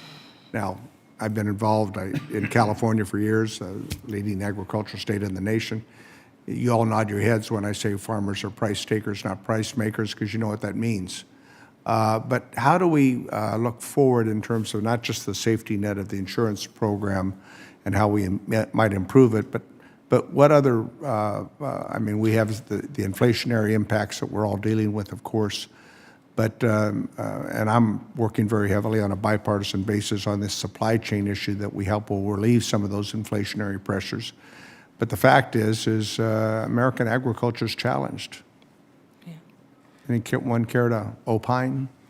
I think it's important for us as farmers. We invest in creating demand for our crop, whatever it is. Farmer investment, we have checkoffs that help do that. But you as a governing body, you know, you give us the tools that we need to make us less risky. Our lenders, that a lot of times young, new farmers don't have opportunities, don't have backing or assets. PLC, ARC, those give those lenders some type of assurance that, hey, we can finance this young grower and he could be profitable, less risky. My time's expired, but thank you, Mr. Chairman, and we'll continue this conversation. Thank you. The gentleman from Georgia, Mr. Austin Scott. Thank you, Mr. Chairman. Mr. Edgerton, I'm going to come to you in just a second, but I want to go to what Ms. Ford and Ms. Rogers put in their testimony, because I want to talk to you about the letter that the corn growers wrote to a company called Mosaic. Ms. Ford, Ms. Rogers, in your testimonies, and as we've heard today here, you both mentioned increases in the cost of production. Ms. Ford, you referenced that most producers are expecting 25 to 40% increases in inputs due to higher fertilizer and other costs. Fertilizer is the number one issue I hear back home.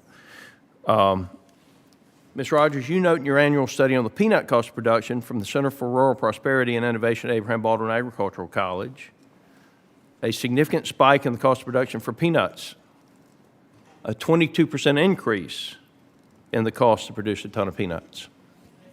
Now, Mr. Edgington, when we want to get down to the heart of things back home, sometimes we say it's time to shuck the corn. And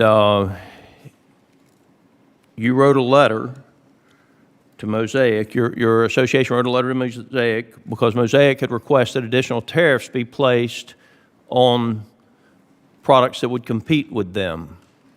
Is that correct? That's correct. We've been in correspondence with Mosaic about their tariff application with the International Trade Commission. That's correct. I want to read you something. This is from this company's annual report to shareholders. And if I'm not mistaken, they control about 80% of some of the markets. Is that correct, inside the United States? They are currently at about that level. On the finished product, yes. A monopoly. Full year revenues up 42%. Stronger pricing more than offset volumes. Gross margin up 200%. Adjusted earnings before income tax, a fiscal year record, up 129%.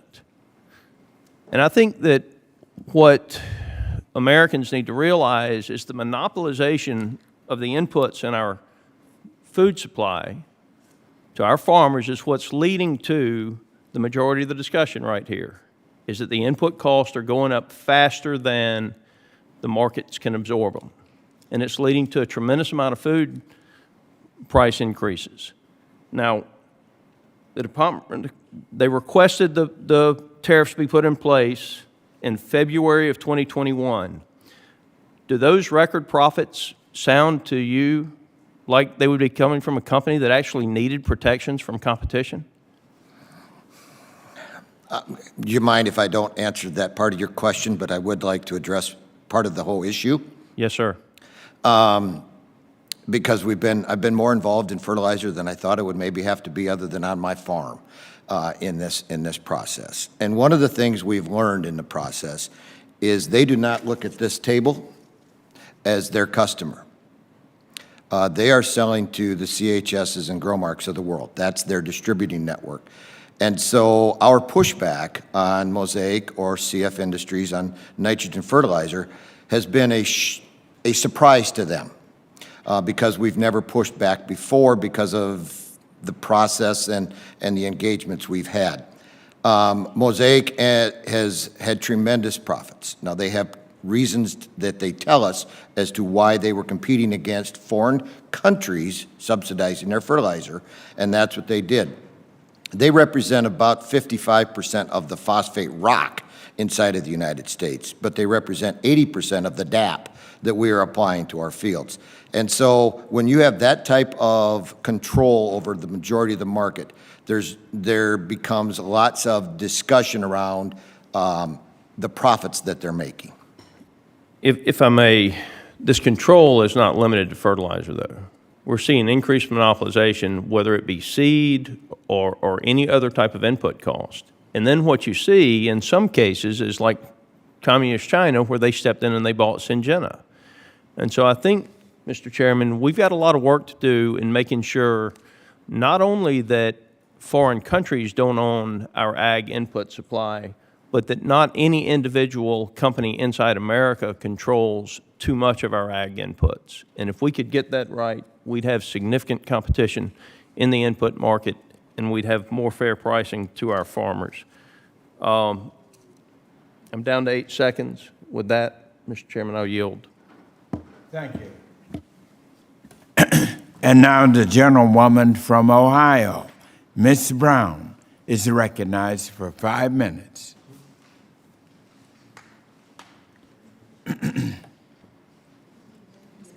Ms. Brown, you may be muted. Unmute yourself. Thank you for that. I apologize. Thank you, Chairman Scott. Can you hear me now? Yes, sir, I can. Go Okay, right good. ahead. All right, and Ranking Member Thompson for holding this hearing today. And thank you all to the panelists for being here and offering your feedback on these important Farm Bill programs. The business of farming is risky, and it is important to have smart safety net programs in place for when the unthinkable happens. It is also important for us to ensure that these programs are accessible to all farmers. So my question is, the USDA has made several modernization efforts to make information and applying for these Title I programs more efficient. Mr. Coleman, can you talk about your producer's experience with using USDA's online tools and program application systems? Sure, happy to talk a little bit about that. Yeah, the FSA offices have implemented programs where we can get a lot of that information and do it online, but it does get real complicated. These programs kind of overlap. I'm very involved with EQIP and NAP and a lot of the programs there, and so sometimes it gets kind of confusing. That's probably the reason why I made the statement about being able to go into the office and talk to these people in person, and the staffing, having the staffing and the ability for them to work personally with the person, especially with me doing as many different crops as I do. It gets very complicated, but the tools are there. The tools are there, and they are working. It's pretty complicated. Thank you for that. USDA data has shown time and time again that Black farmers receive only a fraction of the farm subsidies that white farmers do. So my question is, most recently, they released data showing that nearly all the funds provided to the farmers to offset impacts of COVID-19 went to white farmers. Mr. Doyle and Ms. Berg, what are your organizations doing to support Black farmers and producers when it comes to Title I programs? And what could Congress do to address these disparities? Thank you for the question. From our organization standpoint, we have a new strategic plan in place. We reevaluated our policy, and we have included diversity within our membership, encouraging membership, as we are a membership and election type of board. We have brought in speakers on diversity, educating our membership just to let them know to be aware of that. We encourage youth. That is one way. Minority colleges with the Manners program. We've recently had them come in and speak to our board, and that's opportunity exists there. I am in the Delta, Mississippi River Delta, and it's farmers. We are there's few of us. It's challenging sometimes just to get volunteers on our own board, regardless of their ethnicity. So just continue education, including diversity. And Mr. Bridgeforth here is in the room, and I've actually been in a educational communication team with his brother, a farmer from northern Alabama, and Kyle and his family have done great things.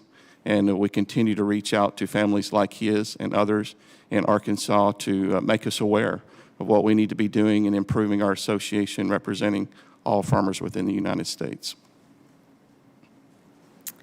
At the National Association of Wheat Growers, I will be the second woman president ever in the association's history. So we have definitely been moving forward trying to get more minorities or anybody, we embrace them in our industry and for our association. So we do look forward to working with anybody who would like to walk through the door with regard to minorities or anybody at all. We embrace it. Okay, thank you, Mr. Chairman. I yield back. Thank you. The gentleman from Arkansas, Mr. Crawford. Thank you, is Mr. recognized for 5 minutes. I appreciate that. Thank you so much. Ms. James, I want to ask you a quick question first. In your testimony, you noted that rice's current $14 per hundredweight reference price was built off costs of production, but that was back in 2012. So that's 10 years ago. I don't want to try and lock you in on what you think an appropriate number is today, given the fact that things are changing so fast in the ag economy. But I do want to ask you just, quite straightforwardly, does $14 per hundredweight reference price represent an adequate safety net for rice producers today based on the recent cost of production that you're seeing? Well, the easy answer is no. And unfortunately, our market prices are just above there. So we're we're kind of in a really tenuous situation right now in rice, and as you know, there's only about 3 million acres of rice in our country. So if rice farmers are not planting rice and producing rice, we stand to start seeing our infrastructure begin to erode in our mills and dryers not be profitable. Our American end users who are buyers of domestic rice will then have to turn elsewhere. Food security is definitely an issue. So keeping our rice farmers in business is very important, not only to the rice industry, but to American consumers. Thank you. I appreciate that. I appreciate the perspective of all of our producer representatives here today, because I think from the outside looking in, I've had this conversation with many of your colleagues and many farmers. Historic prices and margin, two different things. So for people who don't play a role in ag policy but ultimately benefit from it, I think we need to get a little bit of perspective here, because inflation hits everybody, certainly hitting production costs on the farm, and that's hitting you and your bottom line. So I think it's important that the American people recognize that if you're just looking at prices, you're not getting the full picture of what it takes to put food on the shelves. And that's exacerbated by supply chain issues that we're seeing. And then, of course, as has been mentioned numerous times throughout this hearing thus far, what's taking place in Ukraine right in front of our eyes in real time, and how that's impacting, particularly I would think wheat is maybe the most volatile and vulnerable in this scenario. But I think all of you and your producers that you represent are vulnerable to what's taking place around the world. And I think one of the things that we can do to be more proactive in this equation is to turn back on our domestic energy production and make us energy independent. Not only can we address our own needs, this addresses potentially the fertilizer issue that's come up, and I'd like to associate myself with the comments of Mr. Austin Scott, but this also addresses our ability to be a net exporter and actually help Europe in a more material way. And Ukraine in a more material way. So I hope that your producer groups are conveying that message as well. We certainly are here. Let me shift gears and direct a question to Mr. Doyle. And the soy belt, if you will, I guess, is largely associated with states like Iowa and Illinois and Missouri, Nebraska, and others. But Arkansas is actually home to considerable soybean production, and of course that's where you live and where I live. And I just kind of wanted to get you to provide a little bit of perspective on the soy growing region throughout the United States and kind of where some of the most active areas are. So yes, we are, if you could picture North Dakota down to Texas, over to Florida, and up to New York, and back again, with the exception of West Virginia, that's where the 30 primary soybean growing areas are. You have, within that, you have about 65% that is shipped through the Gulf of Mexico down the Mississippi River. You have about 25% that travels by rail from the northern states to the Pacific Northwest and are offloaded on the West Coast. And then you have some in Virginia nearby, and the St. Lawrence Seaway is now being looked at as an alternative route for shipping due to the container shortage. So it's about 3.1 million acres in Arkansas. I believe we are number 9, and it's interesting, and on the FFA seal, corn is represented there as a universal, and that may be true. And it's all respect to our corn growers, but I would think soybeans probably are almost universal as well, wouldn't you? So yes, we are. We ship soybeans all over the world. It was primarily a feedstock. Now the oil market is driving the price, and it's a great thing. Excellent. Appreciate you being here. Thank you. Yield back. The gentlewoman from New Hampshire, Ms. Custer, is recognized for 5 minutes. Thank you so much, Mr. Chairman, and thank you so much to our panel. I'm excited to continue these discussions, tracking the implementation of significant bipartisan wins in the 2018 Farm Bill, and also looking for ways to continue to sustain our farmers and foresters as we look ahead to the Farm Bill of 2023. As we look at the commodity title, I did want to note how important dairy production programs are to my district. In 2018, I was proud to work with colleagues on both sides of the aisle to retool what is now the Dairy Margin Coverage Program. Dairy farmers had long been struggling with high feed costs and low milk prices that threatened the profit margins and survival of the many small family-run dairy farms in my district and across New England. That's especially true in our region where uniquely high transport costs for feeds were not factored into the margin coverage program at that time. The DMC program has made a tremendous difference in assuring farmers they can access reliable margin coverage and choose between options to ensure that they are securing the best coverage to fit their needs.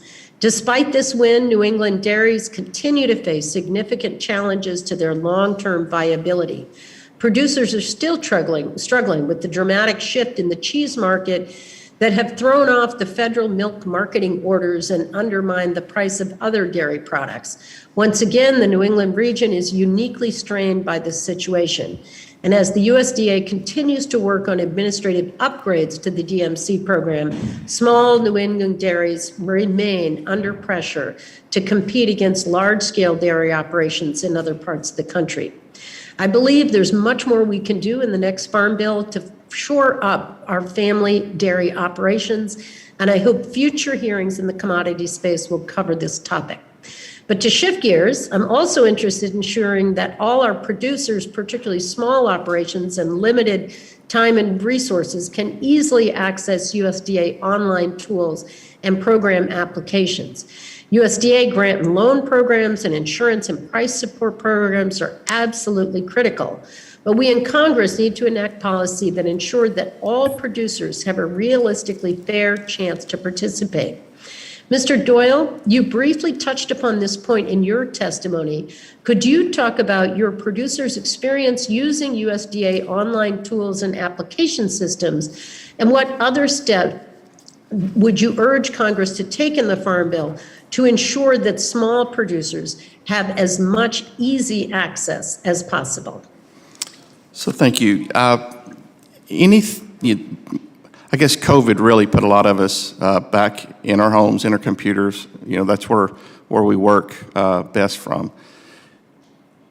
Anything that we can do over the internet, through the website, on a calculator, or sign up for a program without having to go to town, to an office with the restrictions in place, I think that's going to make us more efficient. We also are concerned about cybersecurity. We know anytime we put our information over the web that it is susceptible. So we want to make sure that all of the information is protected. But streamlining applications and data insertion, I think that is a great thing. Modernization of the system. FSA offices have often complained that they don't communicate well between at the state level, county level, at the federal level. So just making them all on the same system would make it easier, make it more efficient with less redundancy. Great, thank you. I have a little bit of time left. If any of the other witnesses have any comment on the online applications and tools? I might just add that training and education back down to the county offices that can be administered with these farmers would be something good that we need to be sure and contribute. And rural internet is obviously an issue in most of our areas. So access is very important, and having all of that in place, it takes time and training also. So that would just be what I might add to the conversation. Great, thank you so much. And we do understand the challenges of rural internet. That's a big issue in my district, and we're working on that. We have significant funding in the bipartisan infrastructure bill that's already gone through and signed into law, and more to come. Thank you, Mr. Chairman, and I yield back. Thank you. The gentlelady from Minnesota, Ms. Fischerbach, is recognized for 5 minutes.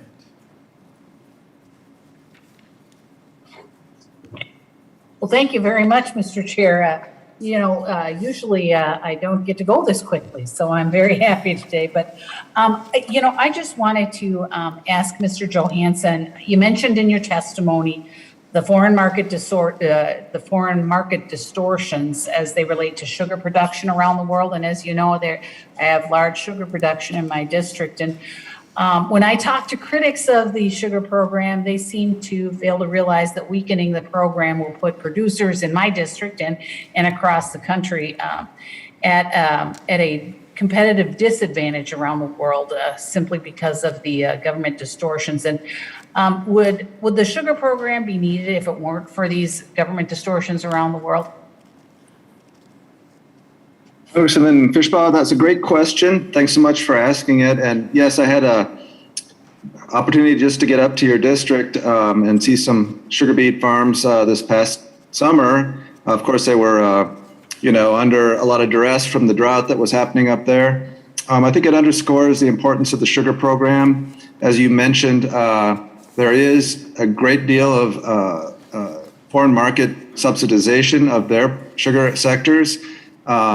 Unfortunately, that often results in overproduction in those countries, and that surplus sugar is then just dumped on the world market, driving down those prices. So, our producers are extremely efficient here in the United States. We produce, nearly 70% of the sugar domestically that we consume here, and we do that while meeting very high labor and environmental standards.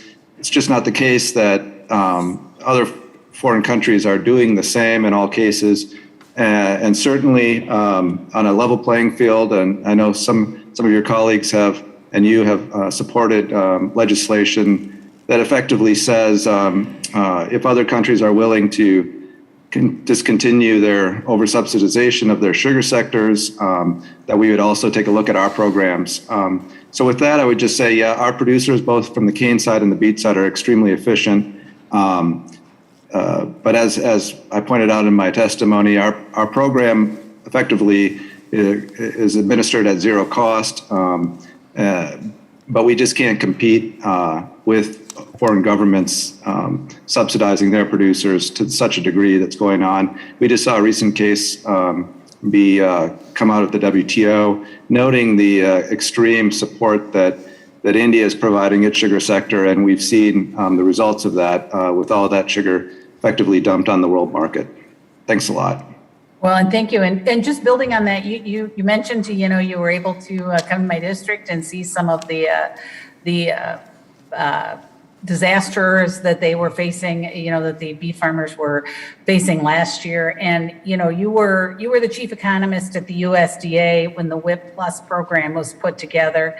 That rescued growers in my state as well as other states when natural disasters threatened to drive many out of business. Can you explain, maybe just expand a little bit and talk a little bit about the WIP Plus, why it is so essential for our growers and how the producers took care of the consumers then? Yeah, of course, we would say producers would prefer to have a good harvest and market their product as opposed to relying on government programs. But in cases such as we saw with the WIP Plus program back in 2018 and 2019, we had just such a severe hit to the sugar beet industry with the freeze that went on up there, that untimely freeze that froze a lot of those beets in the ground. And we saw recently, this year, Hurricane Ida slamming into Louisiana. So I would just say that the WIP Plus program has been effective.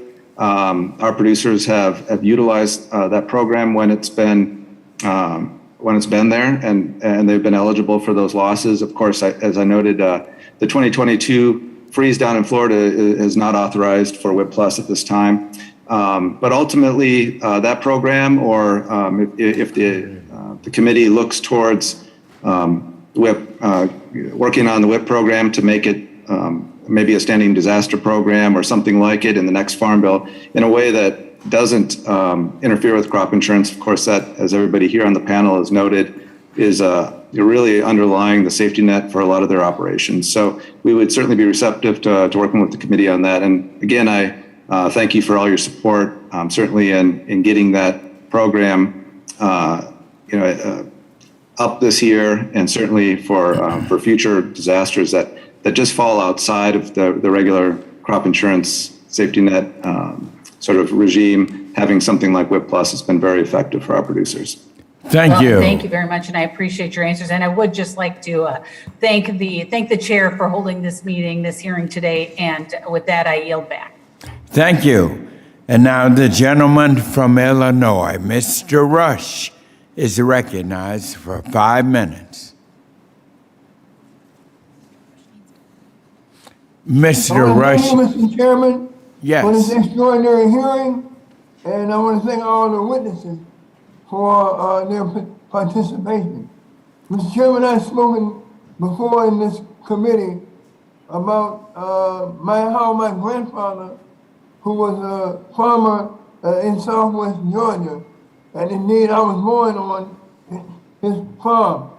And my grandfather, like too many black farmers over the last 100 years or so, ultimately lost our farm. And I'm concerned that not much has changed, Mr. Chairman, for black farmers over the last decade. According to a review of USDA data, nearly all of the funds provided to farmers to offset the current impacts of the pandemic COVID-19 went to white farmers. To any of these extraordinary witnesses, what policies will you recommend to the committee to rectify both the historic and also the current discrimination that is too often faced by farmers of color, and specifically, will you include increased transparency of those very subsidies that are so vital to America's farmers and to black farmers in your recommendation? Any witness? Mr. Rush is asking any witness to respond to the discrepancy in the receiving of financial assistance for our black farmers. Would any of you care to respond to that?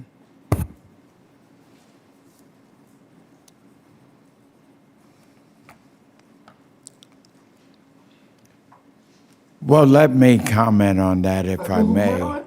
Mr. Chairman? Yes. I need some response from the witnesses. Are they prepared to respond, or are they not prepared to respond?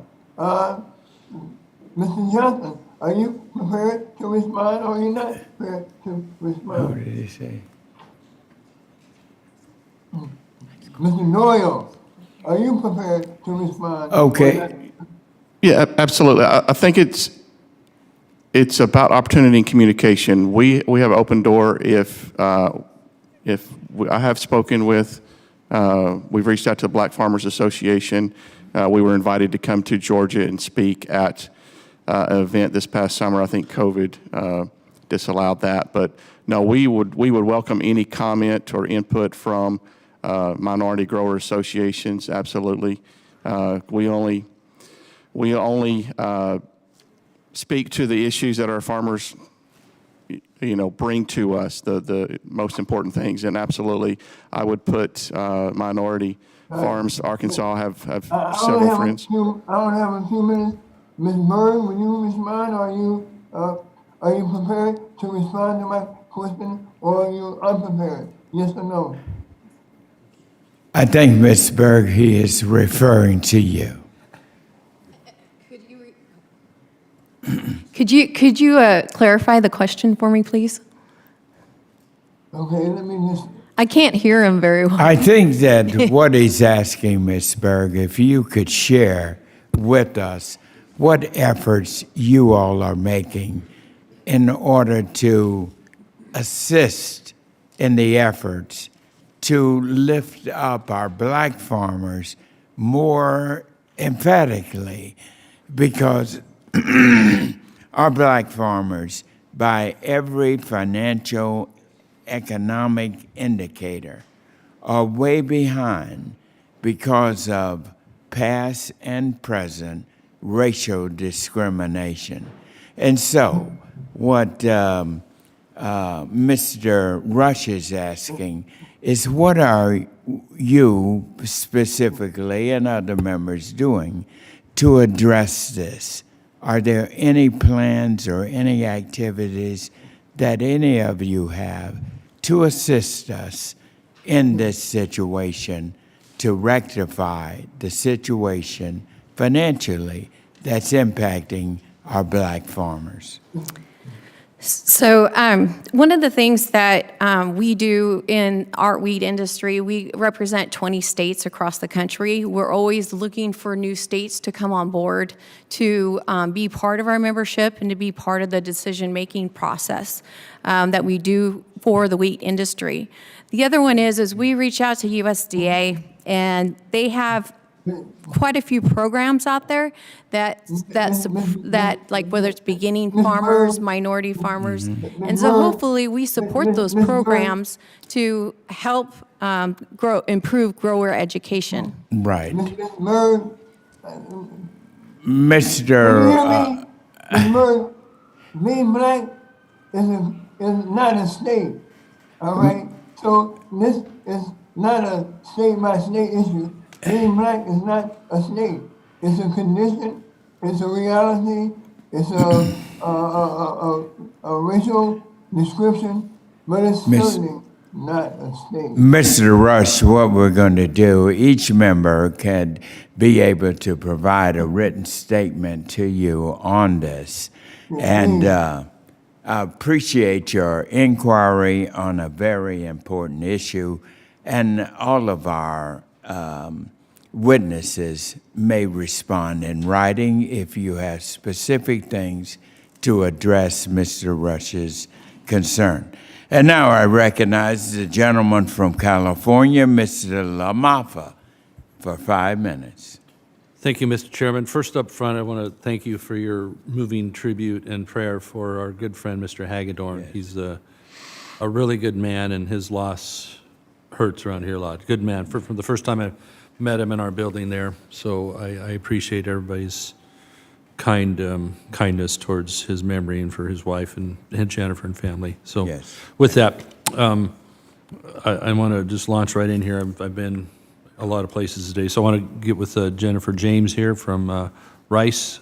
She had earlier testimony about the PLC, the price loss coverage, and also that the other program, agricultural risk coverage, can actually be a little better, a little more flexible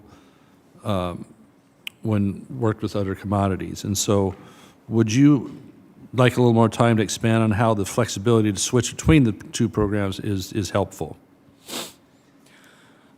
Well, in Arkansas, I have elected the PLC during the entire Farm Bill, and I'm not as familiar with the California rice growing and their choices in the Farm Bill, but I can speak to the PLC and its importance.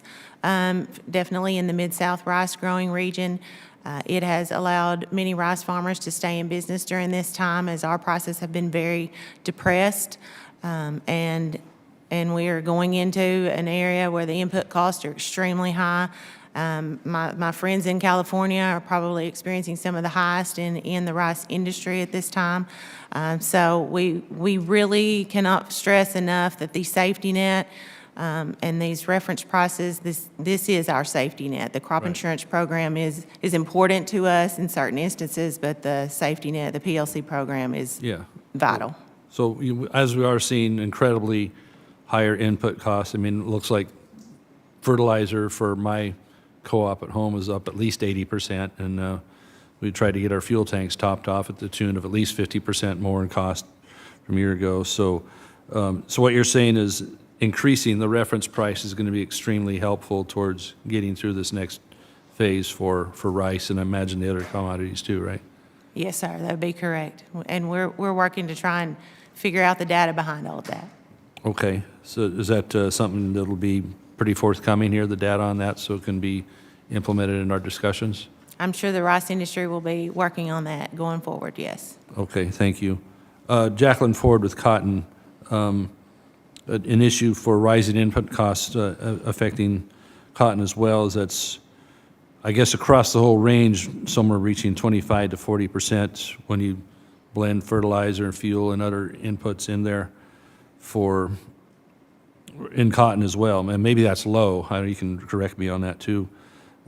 What do you think this Ag Committee can be thinking about and incorporating into these Farm Bill discussions in just input costs, and what kind of reality we're going to have in the Farm Bill to better reflect going forward the issues we face? I think just taking margins into consideration. Increased reference prices is good, but also with the increase, we just never know what war and what, the COVID pandemic brought our input costs up. So I think considering margins when you're making those decisions for us. One of the things we're driving for immediately is we feel our energy costs can be brought back into line somewhat if the United States is producing its own energy. Yes. And not relying on Middle East or high-cost energy, high-cost electricity, and all that. In my home state of California, electricity is going to continue to go through the roof as generation is taken offline. We had 2 nuclear power plants not that many years ago. We're going to have 0 soon. Hydroelectric dams are under threat of being taken out. I'm not sure where these input costs on energy are going to be able to come into line with that kind of policy. So I appreciate that. Now, Nicole Berg from Wheat Growers, and I think this isn't just applying to wheat payments as well, but in your experience, it sounds like it's taken 1.5 years after a crop is harvested for wheat payments to make it to the grower. So that lag can be obviously really tough for cash flow and for making payments, and even farmers on the edge might see that they might be going out of business waiting for that payment. Please what do you say about that to fix it?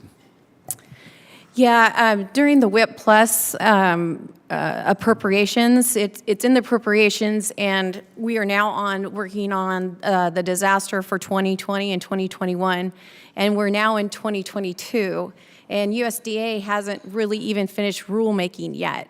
So we're hoping that with more expedience in rolling out these programs through USDA, it would help us farmers, help us in that time of need during that disaster, and not just, a 2-year later and people are going out of business. Unbelievable, yeah. Well, hopefully with most COVID nonsense behind us, we'll be sharpening these issues up a little bit. Mr. Chairman, I thank you. Yes, thank you.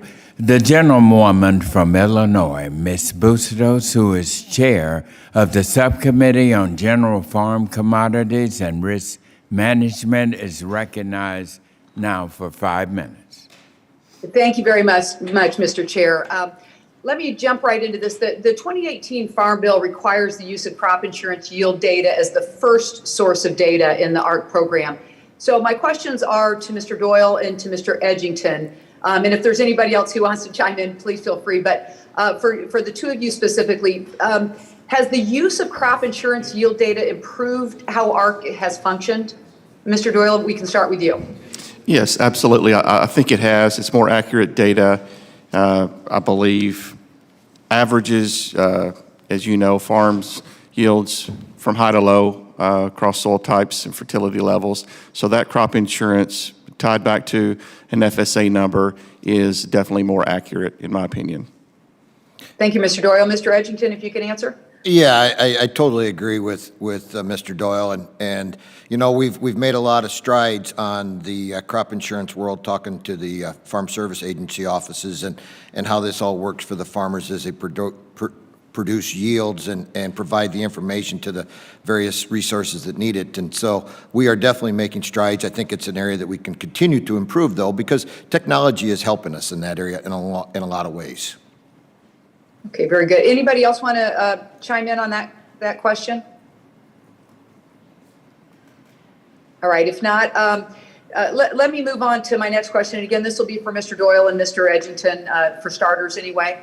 The USDA has undertaken efforts to streamline the acreage reporting process for producers who participate in the Title I commodity programs and in federal crop insurance.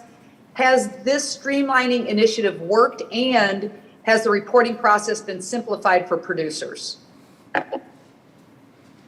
Mr. Doyle, you first, please. So, I think COVID has put us in a challenging year for the last couple of years. So we haven't had a lot of face-to-face conversations in the FSA office. Anything that makes reporting easier, more accurate, less redundancy, I think will help us, enter the programs that we so need to more efficiently and effectively. So I would say the verdict's still out for us, but I applaud the improvements to reporting. Yeah, and, I agree with him on that. And, one of the areas that I think we've been challenged on, and COVID's been trying to maybe show us some things to work on, is the age grouping that we have with farmers and how they're comfortable in reporting. There's a generation just a little bit older than Brad and I that are, there's days I'm not very comfortable with the computer, but I certainly do better than the generation that's thinking about retiring. And so they're struggling, whether it's with their crop insurance agent or with the FSA office. And them not being able to go into the offices has been a real hindrance. They've worked their way through it. Our offices, at least in my area, have been very flexible in trying to help people, whether we've done things online or other ways. But we're making strides. And we love technology. Right up until we got to use it to give reports, it seems like. And so we'll get there, and we're getting better, but I think there's always room for a little bit of improvement.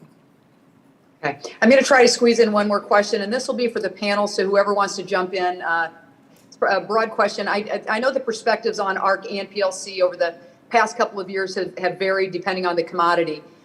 So as this committee continues our oversight work and looks ahead to the next Farm Bill, what are the metrics that we all should use when we evaluate the effectiveness of our existing programs? And maybe we'll have one of the other people start first, and then anybody else who'd like to chime in.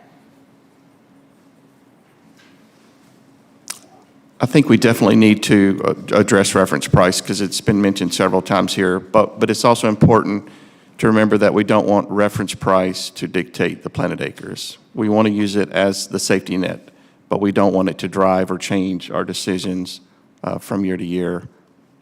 We want to use it as a tool. Thank you. Yeah, that's a great question, Congresswoman Bustos. I would say, at least from the sugar perspective, certainly looking at loan rates and how closely aligned they are with our cost of production would be another metric to look at. Thank you.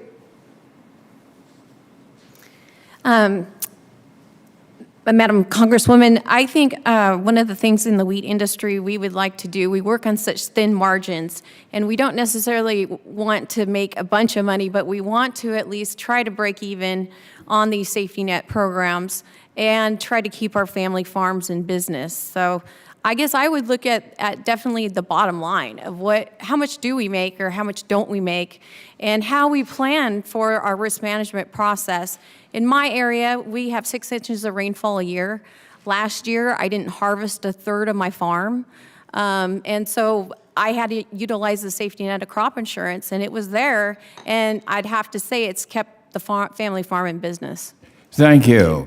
The gentleman from Indiana, Mr. Baird, is recognized for 5 minutes. Thank you, Mr. Chairman. And I too would like to start off by expressing my loss for my friend, Mr. Hagedorn from Minnesota.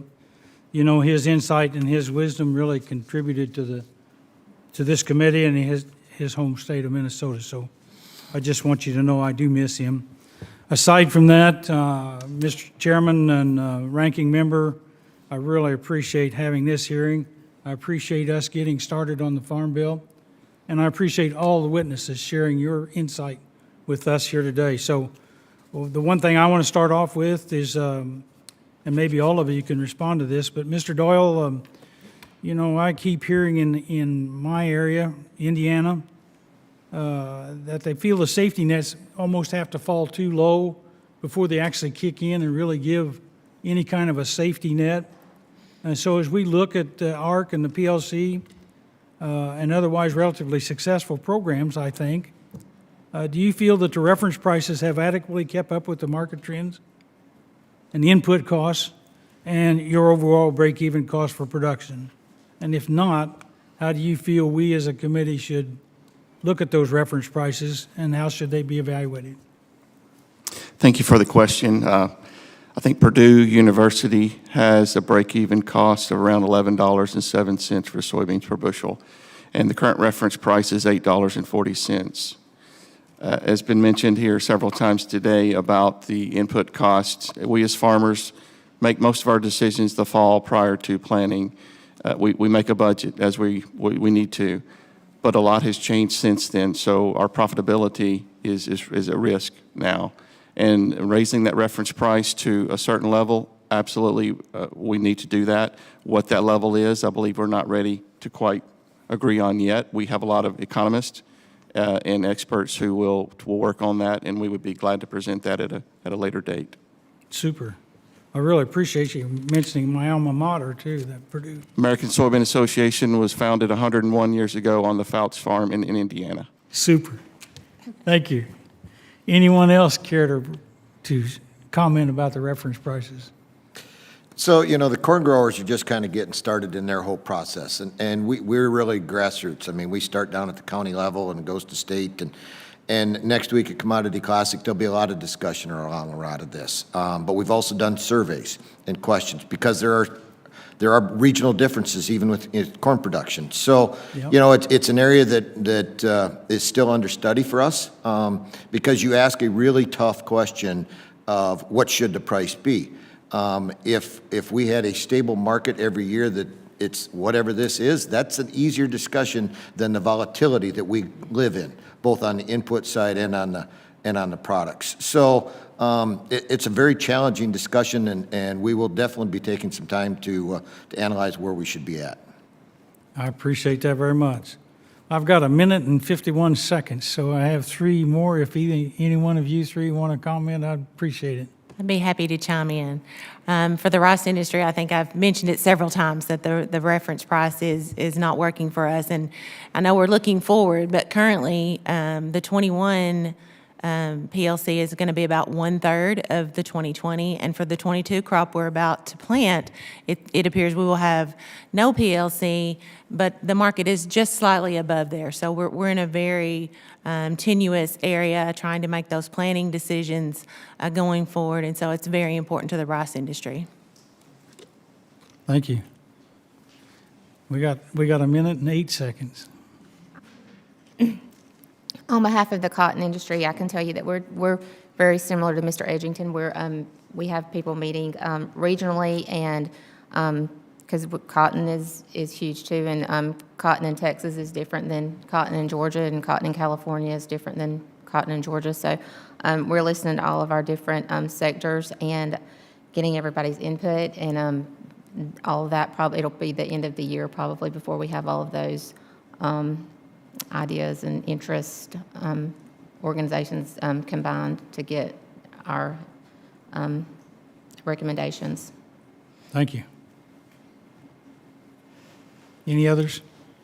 No, that you. Congressman, we're also, both from the cane side and the beet side, we're also looking towards talking to all of our members and finding out what are the most salient recommendations to provide to the committee. So we're also in the same process at this point in time, but certainly everybody, as is mentioned today, and certainly as you've highlighted, are watching these cost of productions and inflationary trends towards our input costs with a great deal of concern. Thank you. The gentlewoman from Washington, Ms. Fryer, is recognized for 5 minutes. Thank you, Mr. Chairman, and welcome to all of our witnesses. First, I want to thank Ms. Berg for testifying today from my home state of Washington. It is wonderful to see you again, and I so appreciate your sharing your expertise with all of us. I was going to focus on the wheat industry today, and so I have a couple questions for you.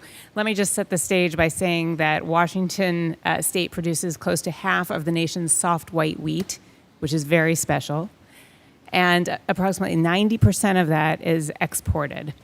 In your testimony, you noted that the wheat market has been like a roller coaster lately over the last few years with severe weather events, trade disagreements, the pandemic, supply chain issues disrupting normal operations, even having China decide that they're going to grow their own wheat and not have any imports some years. I've been hearing from growers in my district about the challenges of getting their crops overseas due to supply chain disruptions, mostly caused by exploitative practices of foreign-owned shipping companies, and that mainly affects hay and wheat. In recent months, I've been hearing the opposite side of this about supply chain disruptions in the other direction, raising the cost of inputs as a result of the similar processes.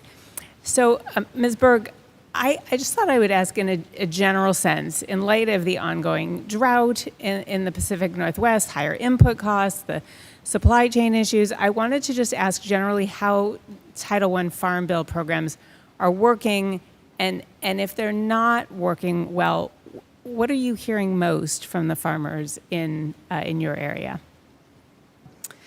Well, thank you, Congresswoman, and I want to thank you for all your hard work with regard to containers and shipping issues, because I know you've been a champion for our state working these issues for us farmers. I guess what I'm hearing in the state is with regard to USDA programs is we are definitely in a change of staffing at USDA with regard to people are retiring. We have new people coming on board. And so with these retirements, I think that there needs to be definitely training for quality assurances in administering these programs. And then I do look forward to the day we can go back into the offices and actually meet with folks. Over the online work, it has worked. Some farmers are grumbling because they were farmers. We don't want to be behind a computer. We want to go into the office and have somebody help facilitate us signing up for programs. And so that's kind of what I hear on the countryside. You addressed my volatility issue that the wheat industry has. I think it needs to be brought out that a third of the wheat production in the whole world, comes from Ukraine and Russia. So we look like we're going to have definite volatility. Last week we were up limit and then we're down limit. So I definitely see this as a huge volatility issue for our industry with regard to price. Thank you for commenting on both of those issues. First, I will tell you that it feels like we're really close to being able to do things in person. We're here in this committee room, not in masks, in this hopefully long period of being able to feel safe, and we feel that same angst. None of us like to be behind computers all the time. I was going to ask, since you touched on Ukraine and Russia, you are looking at this as uncertainty and volatility. Is there any benefit for exporters from the United States to be able to help alleviate and fill these gaps, alleviate hunger around the world? I hope there is. I hope this becomes an opportunity for American farmers and American wheat farmers with regard to a little bit of disruption with regard to supply and demand kind of concepts as we move forward. But the wheat industry also, we don't want to see people in war. Right. And so we don't necessarily want them to have a hardship either for their country and their region. And this would be specifically filling temporary gaps. So thank you, and thank you for those comments. We agree. As we look ahead to the Farm Bill, are there some ways specifically that we can sustain some necessary changes for you in addition to that gap you talked about, 1.5 to 2 years of getting funding reimbursed? Are there other ways that we can help? I think streamlining, I know that it was discussed earlier today, streamlining the process would help farmers. Also in education and outreach to farmers of when's the sign up. I think we could do better in promoting and working with, maybe it's the wheat growers, helping promote the message of get in and sign up.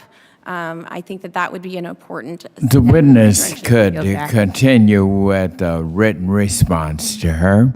Thank you very much. And now the gentleman from Iowa, Mr. Fenstra is recognized for 5 minutes. Well, thank you, Chairman Scott and Ranking Member Thompson.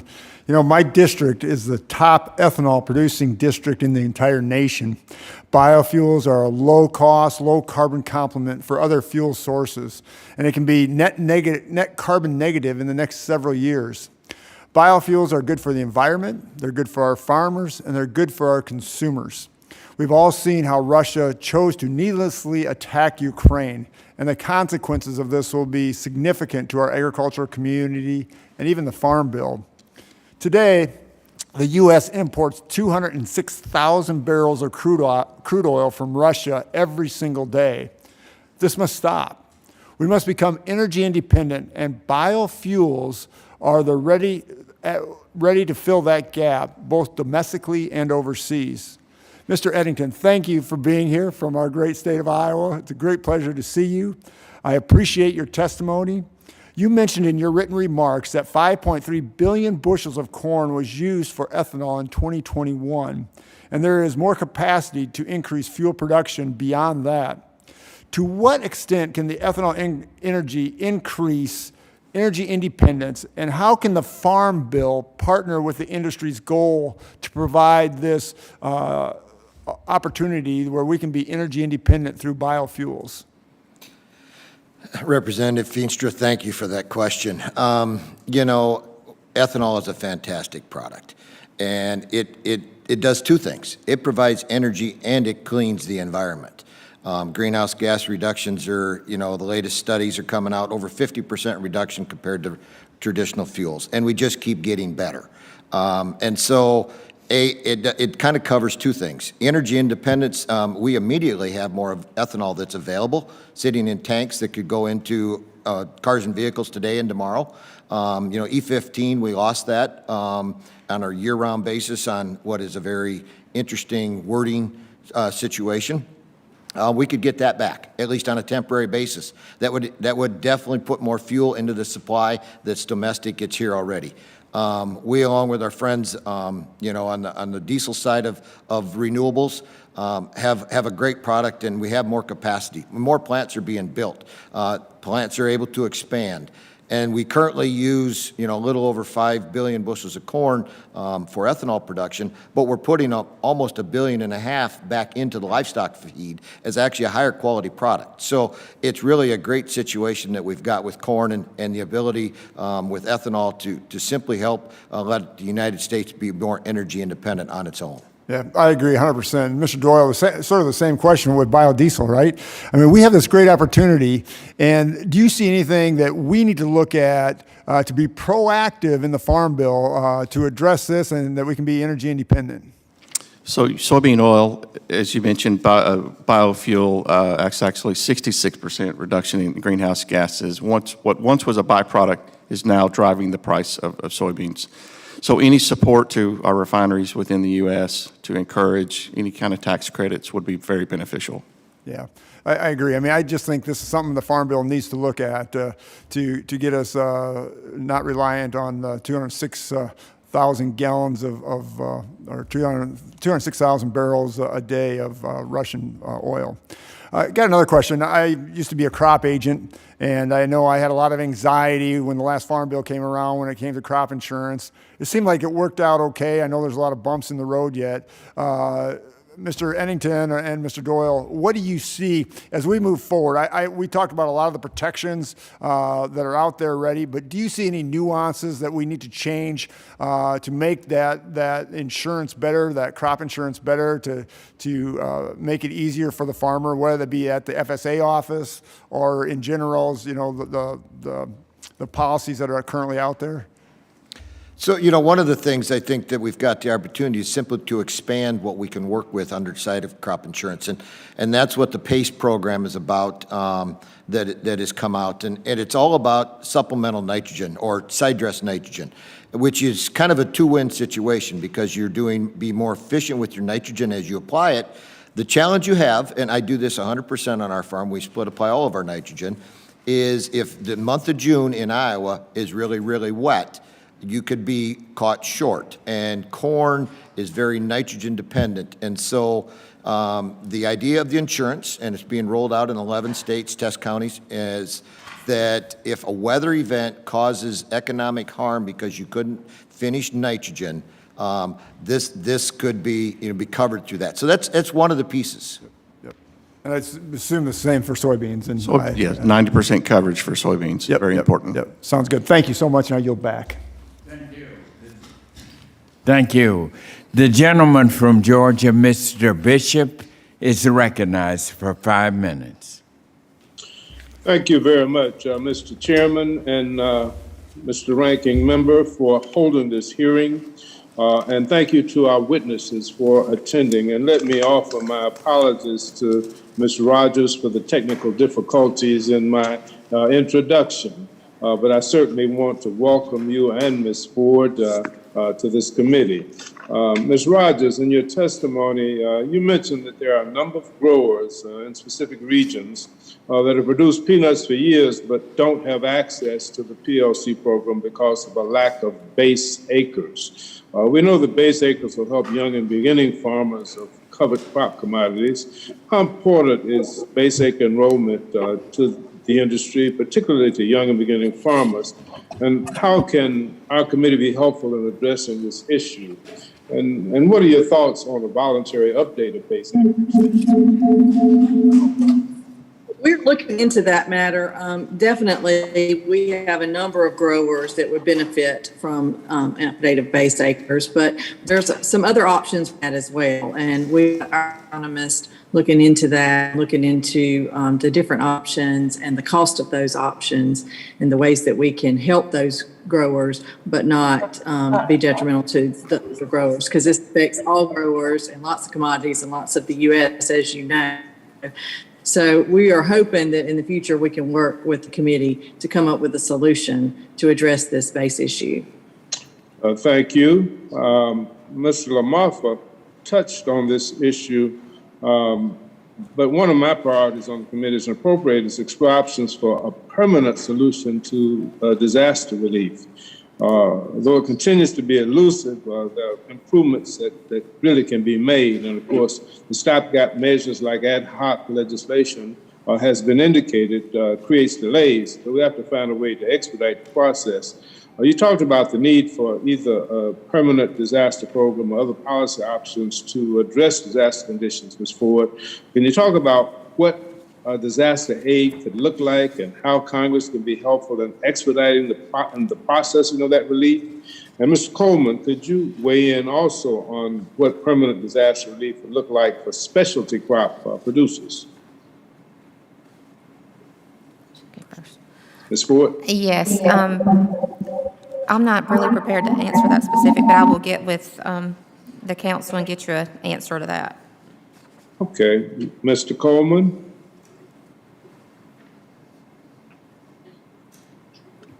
I'm not really prepared either. The one thing that I will say about the crop insurance is what we're finding with these specialty crops is our proven yields. If you have a real marginal year, the assistance or the packages from the FSA and the crop insurance don't match up, and you end up with no insurance at all. And so that is a concern for our growers, that with these specialty crops, we need to find a way to make those numbers work better. So if we do have just, right below or just borderline a disaster, we can still qualify for payments. Okay. Thank you. You guys have come and we depend upon you because you're where the rubber meets the road. And as we move into the new Farm Bill, we want to help forge solutions to these problems. And if you could really give some thought to it and talk with others in your industries to help us so that we can craft in the new Farm Bill possibly some policy solutions that will address these concerns, because they are very serious. And I know that you probably don't have fully reasoned solutions at this point. But as we move forward, help us so we can try to work it out, because we want to have policies in place that work for everybody, specialty crops, and for all of our farmers that will really continue to help us to produce the highest quality and the safest and most abundant and economic agriculture anywhere. So thank you all for your testimony, but help us as we go forward with the Farm Bill in crafting a solution. So thank you so much for your coming and sharing with us, and we look forward to hearing from you going forward. Thank you. The gentleman from Georgia, Mr. Allen, is recognized for 5 minutes. Thank you, Mr. Chairman, and I thank you for holding this important hearing. Obviously, the commodity industry is very complex, and I've had a competing hearing today, but I've tried to check in and trying to learn more about, is there any way to make this process simpler? I mean, like we talk about people who don't have, don't qualify because they don't have the acreage or something like that. I mean, I don't quite understand those things. But one thing that I'm hearing back home a lot, and of course, commodity prices are up, corn, cotton, soybeans, wheat, but production costs, input costs are rising as well, which is a real problem. For commodities that have not seen price increases, there is not additional revenue to offset the higher input costs. And barring a significant increase in yield, net farm income could be lower in 2022. Will this lead to calls for Congress to design some sort of a program that responds to these production cost increases?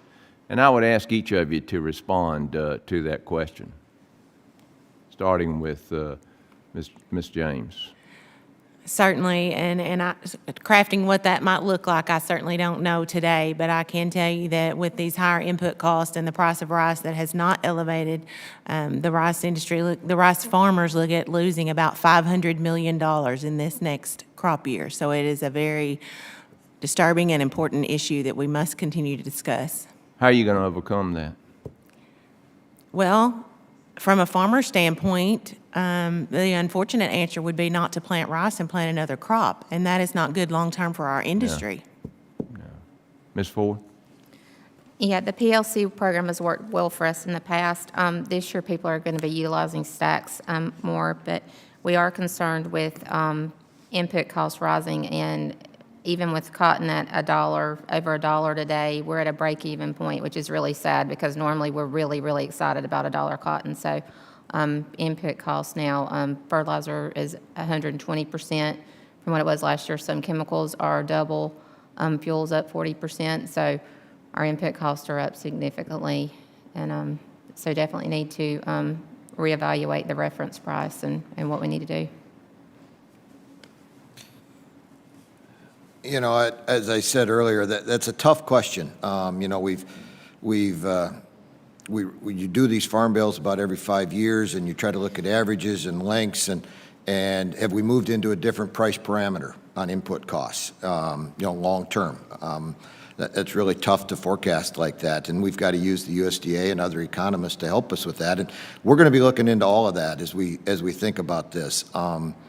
It's probably against the nature of most farmers to want to say that they're going to use some USDA program to help them out every single year. That's not their style. Most of the time it's leave me alone. Let me produce what I'm doing and leave me alone. So that always comes into the discussions we have, but we're a ways away from having that decision. Well, see, we want to leave you alone, but the problem is this war on fossil fuel has caused the input prices to do this. And this administration's war on fossil fuel is the problem, and that is an event outside of your control. And that's why I asked this question. Yes, Ms. Thank you, Mr. Congressman. Input costs, just to give you an example, glyphosate, Roundup, it used to be able to purchase it for $15, and now we're hearing prices quoted as $82. So that kind of gives you a perspective of increases in these input costs. Farmers are survivors. We'll try to survive through this dark time. A lot of us did some pre-purchasing, did fertilizer spreading last fall, and hopefully it doesn't catch up to us too much with these rising costs and putting family farms out of business. I know, but it's so unnecessary, because if we would return to the previous administration's energy policy, we wouldn't be seeing the cost of a barrel of oil doing this. I mean, go ahead, sir. So yeah, not only has the price increased, a lot of it's uncertainty for the supply. We might not even have the crop protection products to finish this crop out. If we could bring manufacturing back to the U.S., that would be critical for our longevity in this industry. Yeah, and we've got to bring all essential manufacturing back to this country. Mr. Chairman, I am out of time, and I yield back. Thank you, sir. The gentleman from California, Mr. Carbajal, is now recognized for 5 minutes. Thank you, Mr. Chairman. Santa Barbara County in my district was historically home to sugar beet production, and California continues to be a sugar-producing state. I am a strong supporter of our current sugar policy, and I'm looking forward to discussions on how to maintain and strengthen it in the upcoming Farm Bill. Dr. Johansen, U.S. sugar policy has allowed America's sugar producers to invest in on-farm and factory improvements to become even more efficient and more sustainable. Per acre yields for sugar beet and sugar cane have both sharply increased over the past 20 years. Can you explain how the current U.S. sugar program has helped producers invest in their operations? Congressman, that's a great question. Thanks for asking. Sugar program, as you mentioned, has been effective at helping our producers improve efficiencies, increase in productivity on their fields as well. As you mentioned, over the past 20 years or so, we've seen production increase by about 16% for both sugarcane, sugar beet production in the U.S., all while farming 11% fewer acres. And that's just a testament to general ingenuity on the part of our producers. We've heard about a lot of that today here on the committee. The American farmer is the most productive and most efficient at responding to challenges, and we're seeing that play out on our sugar beet and sugar cane farms across the country. The current policy, as I mentioned earlier, is extremely important, even though it comes at no cost to the taxpayer. It's operated at zero cost for the last 17 of the last 18 years, and of course forecast to cost $0 going forward for the next 10 years by USDA. It's extremely important because of the issue that we see in the global sugar market being so distorted by foreign country oversubsidization of their sectors and the dumping of that sugar on the global market, which drives down costs, the price of the global sugar prices to below the cost of producing that sugar. And of course, that's something that would effectively drive our producers out of production if that program wasn't supported by the committee. And we look forward to certainly your continued support on the committee and looking at strengthening that safety net going forward as part of the other commodities as well. Looking at trying to align our supports, whether that be loan rate or the other programs that have been talked about today, better with cost of production and input costs. Thank you, Dr. Johansen. I'm sorry for screwing up your name there. I apologize. With the COVID-19 pandemic impacting our supply chain and disrupting so many sectors of our economy and agriculture industry, can you share with me how these challenges have impacted the domestic sugar industry? That's another great question. Thanks for asking. Of course, COVID-19, the pandemic, has affected all producers and all their markets, both here in the United States and certainly we've seen abroad. And of course, the conflict that we're seeing between Russia and Ukraine is obviously going to be putting a lot of energy markets, fertilizer markets, and commodity markets in turmoil. Over the past couple years, certainly our sugarcane and sugar beet producers have been cognizant of this issue and have put in place safety measures at all of our mills, refineries, processing facilities to safeguard all of our employees, and we've done a very good job of that. Certainly, we've been concerned with labor in general. It's a big issue for us as it is for a lot of the other commodities that are represented here. And, we're continually trying to both provide, safe working conditions for all of our employees, but also secure labor, whether that's through the guest worker programs or other labor sources here in the United States. Of course, the labor market's extremely tight right now. We certainly would support and look towards Congress to working on the issue of improving, labor supply. But ultimately, with the pandemic, yes, hopefully, as has been mentioned, we're coming out of that, returning to more normal conditions. Would look forward to hopefully joining you next time in person and would be able to provide additional responses in writing later. Thank you. Dr. Johansen. I'm out of time. I go back.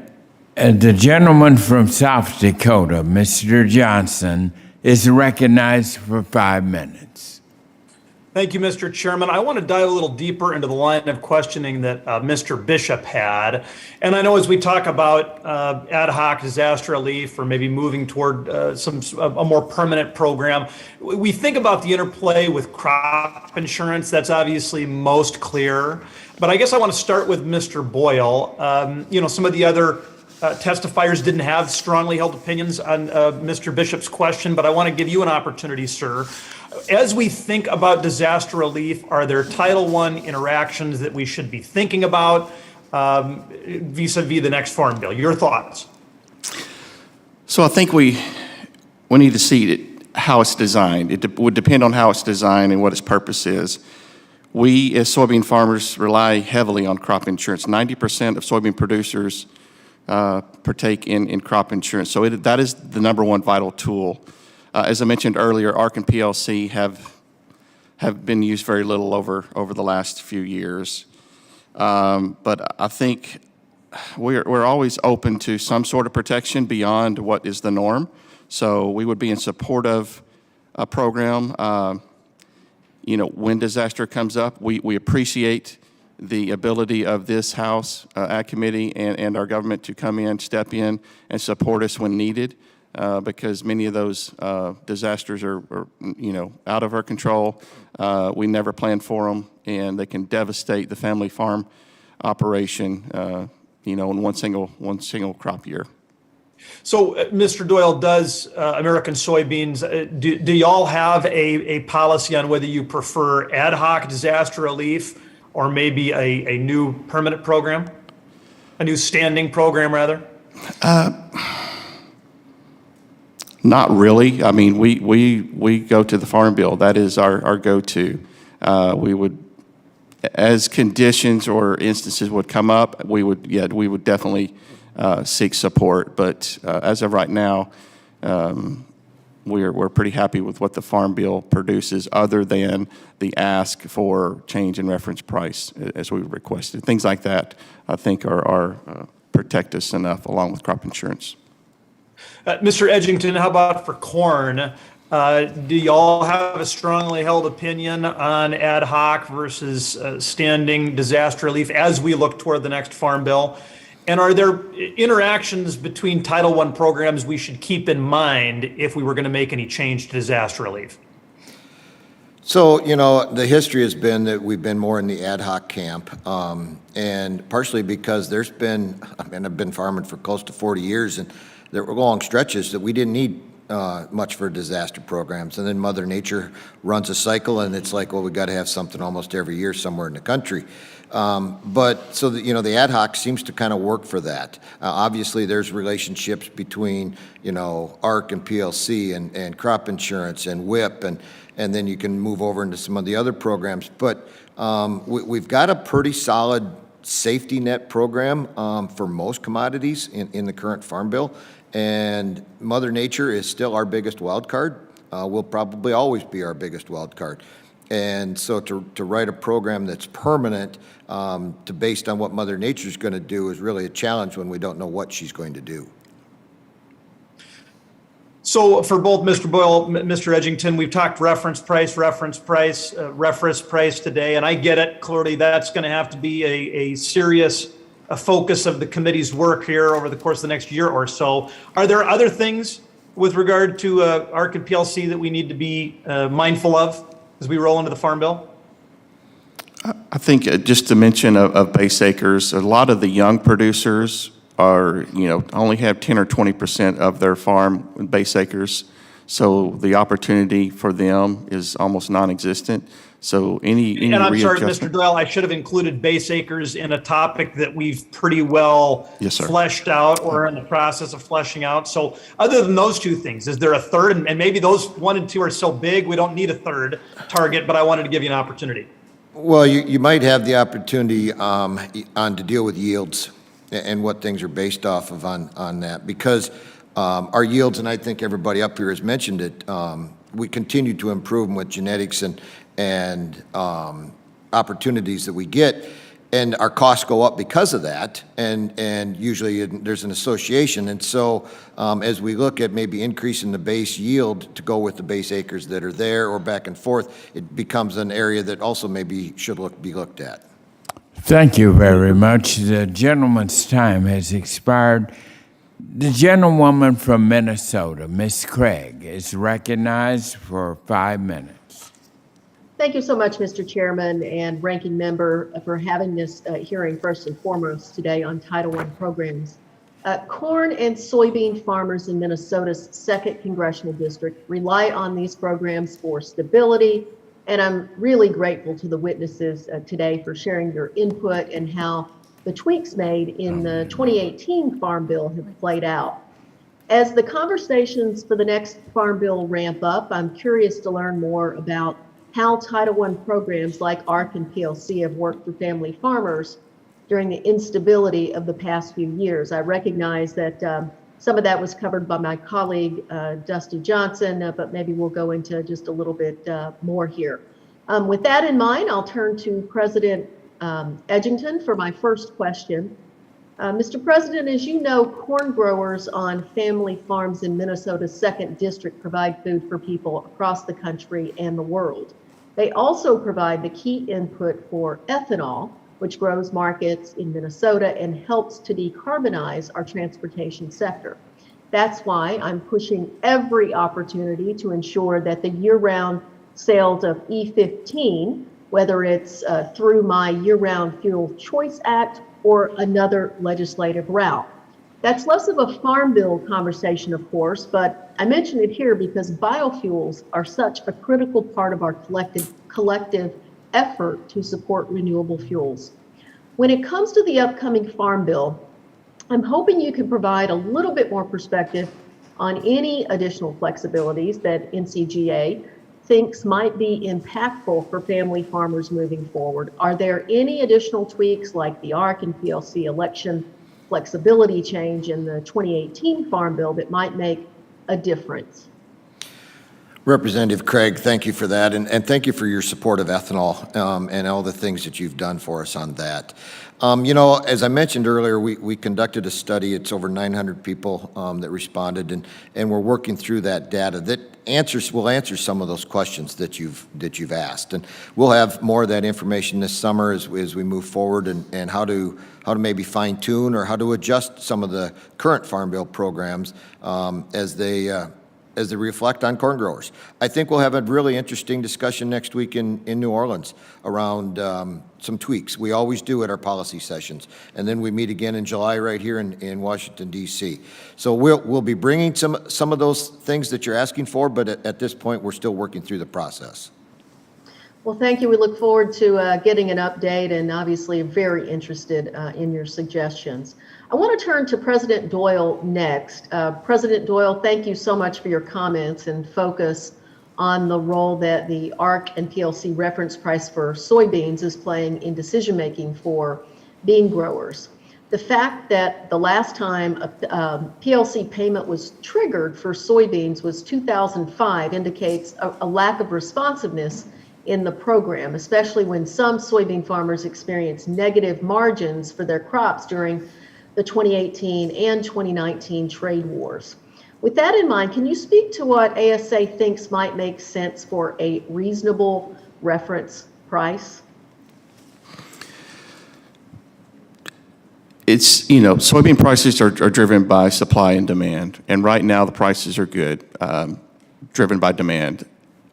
The safety net, PLC or ARC, it's a safety net. It's what we go to when times are bad. And I would have to say times are pretty decent right now and good for soybeans. We have high demand, but to give you an exact reference price, I believe I'm not qualified for that, but we will deep dive into that this year. As I mentioned earlier, Purdue set a break-even price around $11. Somewhere near that may be where we need to be. We have, I think, sufficient data coming in. We'll continue to have talks with our state affiliates, and we need all of that data to come in along with with buyers and see what long-term demand and supply will be, and hopefully we can shed some light on what would be a more fair and safe reference price for soybeans. Thank you so much, Mr. Doyle. Let me just ask real quick, any other Farm Bill updates you'd like the committee to consider? I think for soybeans, Minnesota is one of the strongest on crush. Any support of oil and renewable fuel standard would be beneficial to our industry. Awesome. With that, Mr. Chairman, I yield back. Thank you. The gentle lady from Louisiana, Ms. Letlow, is now recognized for 5 minutes.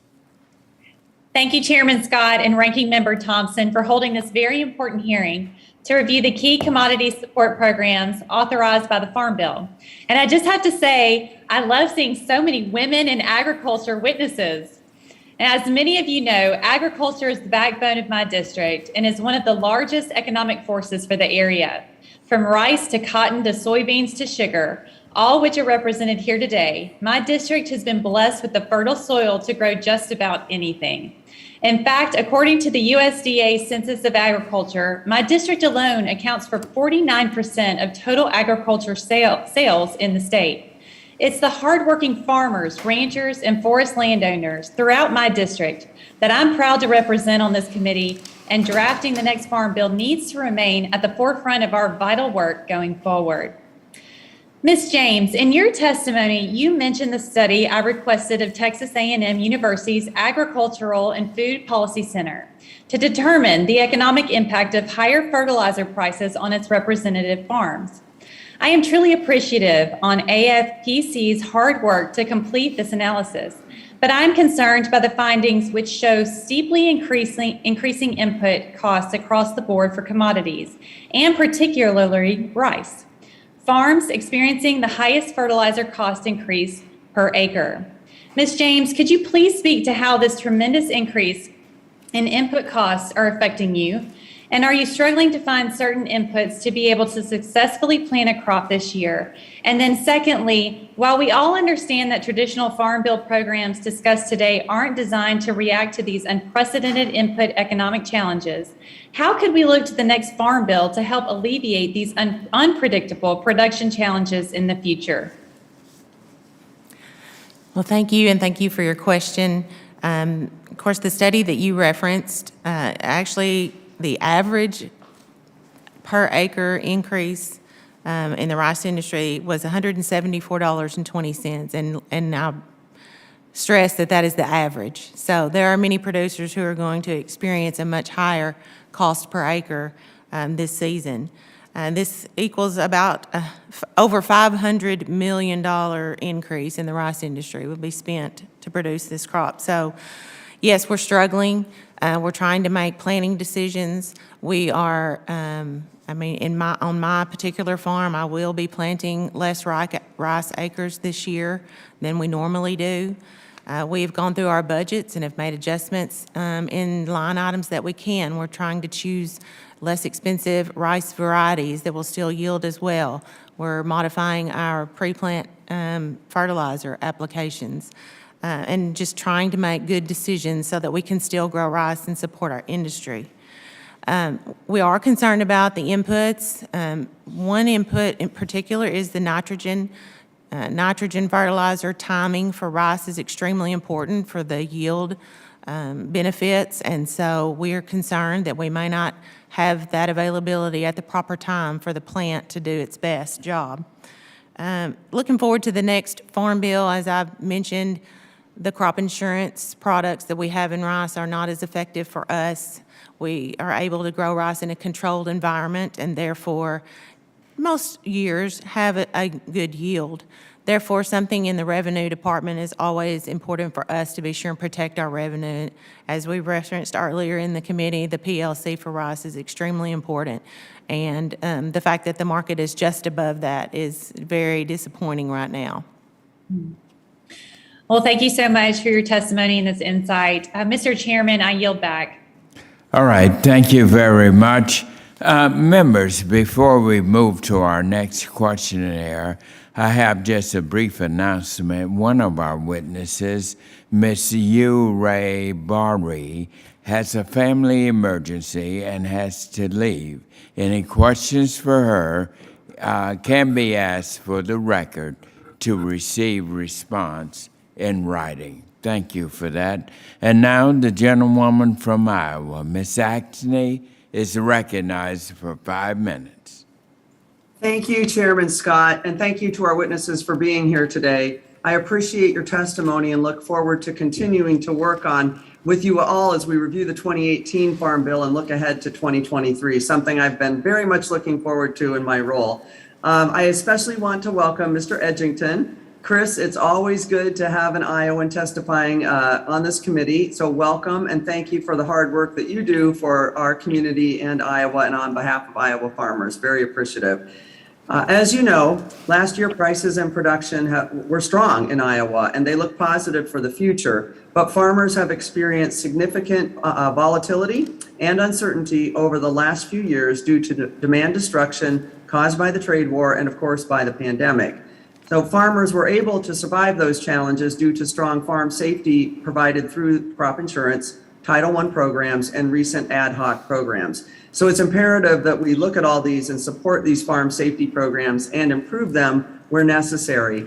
So a couple questions along this line. Mr. Edgington, as you noted in your testimony, farmers now have the opportunity to decide between ARC and PLC each year, rather than making a multi-year decision. Do you believe that that change in annually as opposed to multi-year has helped benefit our farmers? I do think that's a good choice because of the volatility, and I'm a case in point. I've actually played in all of them. I've done ARC County, ARC Individual, and PLC, and there's definitely people that have gone back from PLC back to ARC County this year. And part of the reason we were doing some of the back and forth was dependent upon what you wanted to do with crop insurance. If you wanted to look at the supplemental programs of ECO or SCO, which there was about 10 million acres in last year's crop that people signed up for. So I do believe in that flexibility.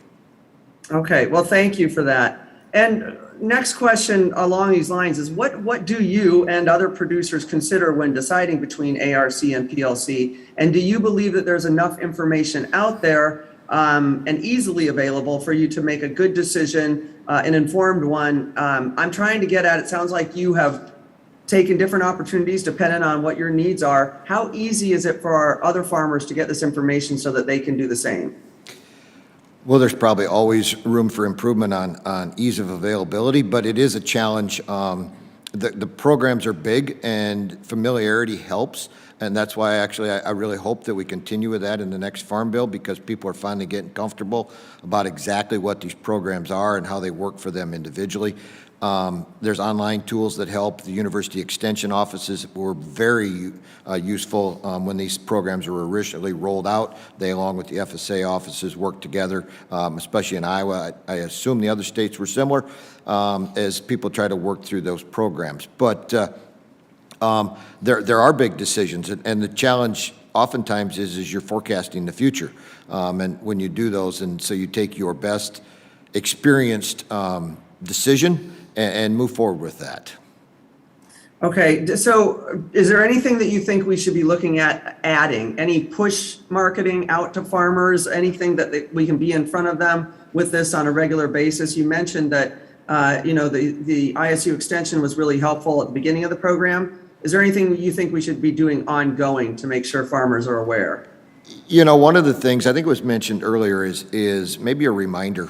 Farmers are busy. They're doing their day jobs, and yes, signing up for government programs is part of our day job, but it's something that slides through the cracks quite often. I've seen that happen in our operation, where you've got to make a decision, and it's like, wait a minute, it's already that time. How'd we get here? And you really haven't had time to think about it. So maybe we need to go back, and I wouldn't say it's an every year thing, but maybe it's an every other year during the winter, have a discussion about the programs on a more open forum coming from either Extension or FSA to say, hey, guys, let's sit down and go through these again, run the formulas, because everybody's talked about these are pretty complex, and farming is not getting smaller. Well, thank you for that. I very much appreciate that, and hopefully we'll reach out to you and maybe get some thoughts on that from my team so we can put that into place. I couldn't agree with you more. Really appreciate your time today. I have other questions, but my time's coming near to an end here, so I'll thank you so much and yield back. Thank you. The gentlelady from Florida, Ms. Comack, is now recognized for 5 minutes. Well, thank you, Mr. Chairman, and thank you to all of our witnesses for appearing before the committee today. Going into Farm Bill season, this is extraordinarily exciting, even though I know it doesn't seem like that after 3 hours, but very important nonetheless. So I'll jump right in. Dr. Johansen, I know that Florida farmers, including our sugarcane farmers, are assessing the damage from the January freeze, and they will share details of the damage as the harvest continues for the next few months. Please let us know, when possible, what disaster aid language might be necessary for Florida farmers to recover from the unexpected losses. Now, today I want to focus on a bill that I sponsored that pledges to end our sugar policy only when other countries end their sugar policies. You all may know it as 0 for 0. The sugar industry supports this 0 for 0 legislation, and I would like you to briefly explain to my colleagues why, as an industry expert. Well, thank you for that question, Congresswoman Kamek. As you point out, over 100 countries produce sugar, and their governments are deeply involved in these industries, providing either high subsidies, tariffs, or non-tariff trade barriers to protect them.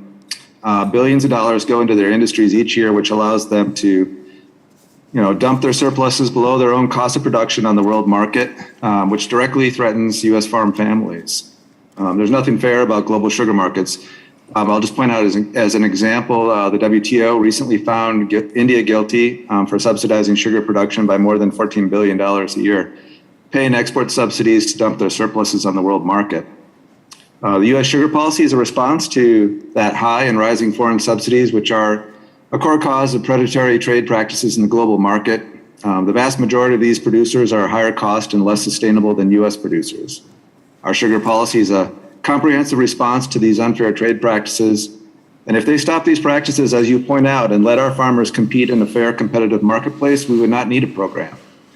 We applaud you, Congresswoman, for leading the charge through your 0 for 0 legislation to expose those subsidies and trade practices that threaten our sugar industry, and actually press to have those problems addressed on a multilateral basis in the appropriate venue. Thank you. Thank you for the question. Well, and thank you. And when you put it like that, I just don't know how any of my colleagues would argue against the 0 for 0 legislation. So thank you for that. And just so we're very clear, have you seen any evidence of foreign nations cutting back on their sugar subsidy programs? Yes or no? That would be no, and in fact, the other direction. Perfect. Thank you. I'm going to now move to another issue that is near and dear to some of my producers' hearts, and that is the issue of peanuts and base acreage. So, Ms. Rogers, I appreciate your testimony, particularly your highlighting of the fact that not all producers of peanuts have access to the PLC program due to lack of base acres. My district, my state, has a particularly unique situation in this regard. So as you know, many peanut producers in Florida have faced challenges with the current base acreage arrangements. Given the changing economics growers are experiencing, particularly the rising costs of inputs, do you think that taking a look at a potentially voluntary update to base acres across commodities could have a positive impact on the bottom line for producers, including those peanut producers currently without access to the PLC? Thank you, Congresswoman. We are definitely looking at that. Our peanut leaders, they've been meeting with many growers in Florida to talk with them about the issues and how it could be addressed. And definitely updating base is an option. We're looking at that, plus many other options as well. We've got our economists looking at it and coming out with the cost of that would be to update the base and the cost of other options as well. And we sure hope that we can work with your team and this committee to come up with an option that would work for those growers as well as the rest of the growers. Thank you. And do you believe that if we were to move forward with a base update, that would incentivize and encourage young farmers to enter the industry? I think that's possible. We definitely need to do what we can to help farmers, and whatever we come up with, whatever option we come up with to be able to help the ones without base will definitely help the young farmers. Excellent. Well, I appreciate your commentary, and thank you again to all our witnesses for before the committee today. With that, Mr. Chairman, I yield back the remainder of my time. Thank you. The gentlewoman from Connecticut, Ms. Hayes, who is also the chair of the subcommittee on nutrition oversight and department operations, is now recognized for 5 minutes. Thank you, Mr. Chairman, and thank you for having this very important hearing. Title I subsidies, along with non-farm bill assistance programs, are a critical economic safety net for the farmers in my district that can access them. Between 1995 and 2020, 3 farms in my district received commodity payments totaling $4.1 million. Compared with some of the other regions represented on this committee, that's pennies. And while these programs are based on acreage, it is still concerning to me that our smallest farms, those that have the tightest profit margins and least assets to fall back on, may be benefiting less than large corporate farms and the largest family farms. That disparity is even more concerning when you consider the increased input prices we have seen over the past year. Many of your testimonies mention these concerns and the negative impact they are having across the agricultural sector. That strain is multiplied tenfold for a small family farm.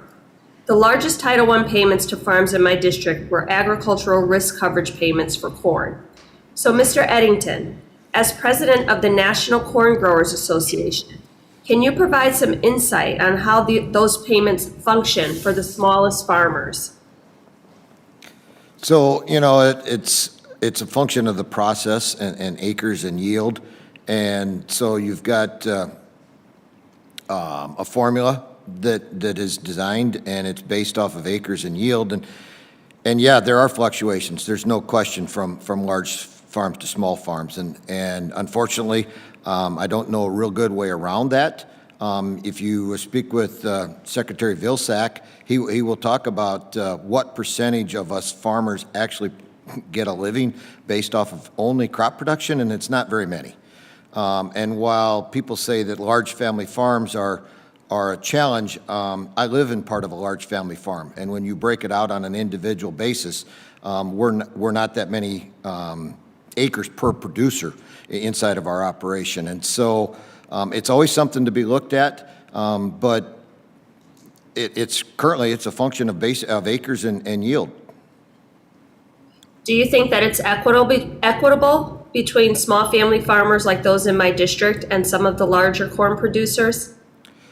So, you know, when your question about equitable, are you saying on a per acre basis or in the total dollars going to the operation? Because if you take 2 operations and one's got 150 acres of corn and one's got 1,000 acres of corn, but their base acres and their yield are the same, on a per acre basis, they will be very equivalent.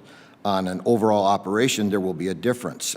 So it's a challenge as to how you look at it and what area you're after. Got it. Thank you. In your testimony, you talked about how the USDA should continue to find more ways to reduce the reporting burden on producers. Can you elaborate on the burden felt by producers being required to visit the FSA office, and how might that burden be decreased? Well, one of the ways we talked about was how you handle crop insurance and reporting to the RMA as well as reporting to the FSA. In a lot of cases, it's a dual process, and there should be a way to streamline that.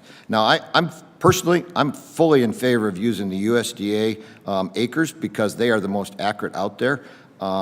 If you use farmer technology numbers, there is some variance.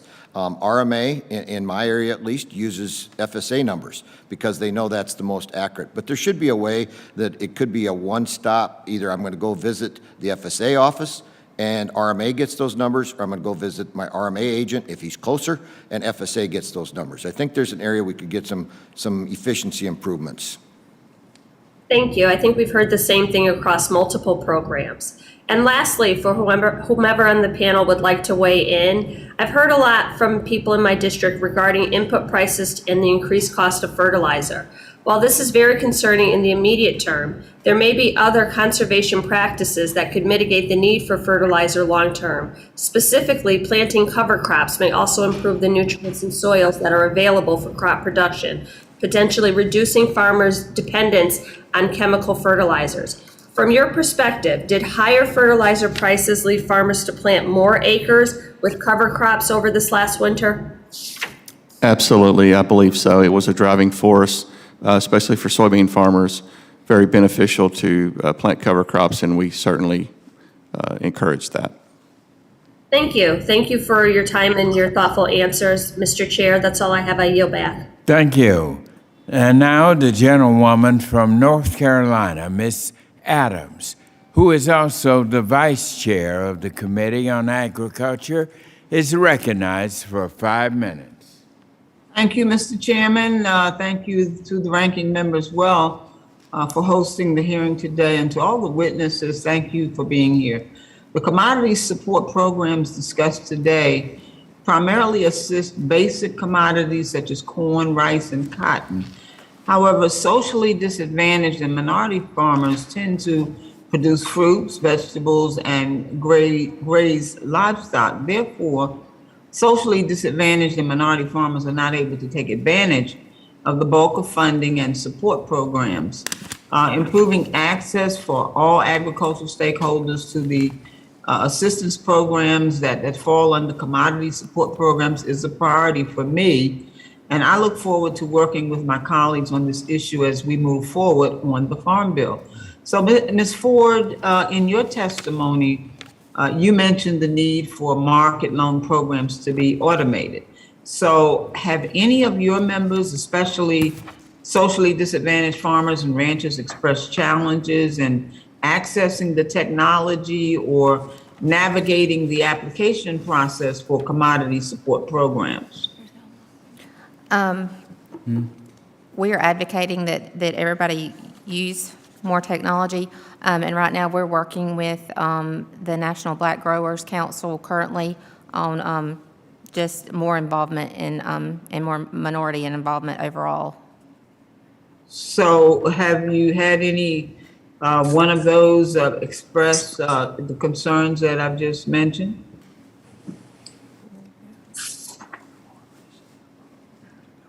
Ms. Ford? Yes, ma'am. The program automation has been a problem because of the government shutdowns due to COVID. So what have you asked USDA to do to better support the socially disadvantaged and minority growers? Have you had a conversation with them about it? I have not personally, but that is something that the National Cotton Council is working on, is more outreach and more communication. All right, Mr. Edgington, a condition for eligibility for marketing assistance loans rests on the ability to store commodities, a current problem due to supply chain issues caused by the COVID-19 pandemic. So have your members expressed any concerns regarding the eligibility or capacity to store their product? You know, storing corn is maybe a little different than others because we work in such a large volume. And our infrastructure for corn has been pretty solid. You've got a local co-op network system, you've got a regional delivery system, or you've got on-farm storage. There always can be challenges, and obviously the supply challenge that I hear about is maybe not from the loan side and the USDA, but from the supply side is, can I get the materials to build a new storage bin to hold the crop? And so we definitely have supply chain challenges inside the corn industry, as I think everybody at the table would say. And so we are hoping that we can get back to a new normal on supply chain, but nobody knows what that is. Okay, Dr. Johansen, according to a review of USDA data, the top 10% of farm subsidy recipients receive almost 80% of all farm subsidies, while the largest 10% have received on average more than $560,000. The bottom 80% received an average of about $8,000. So considering these economic disparities, do you support reasonable payment limits and means testing for farm subsidies? Congresswoman, that's a great question. I think it had been pointed out here earlier, about, between 10 to 15% of farms produce about 90% of the food marketed here in the U.S. That means there's a lot of other operations out there that are also, engaging in crop production and livestock production. They're just at a smaller scale. So that explains one component of that distribution of payments that you just mentioned.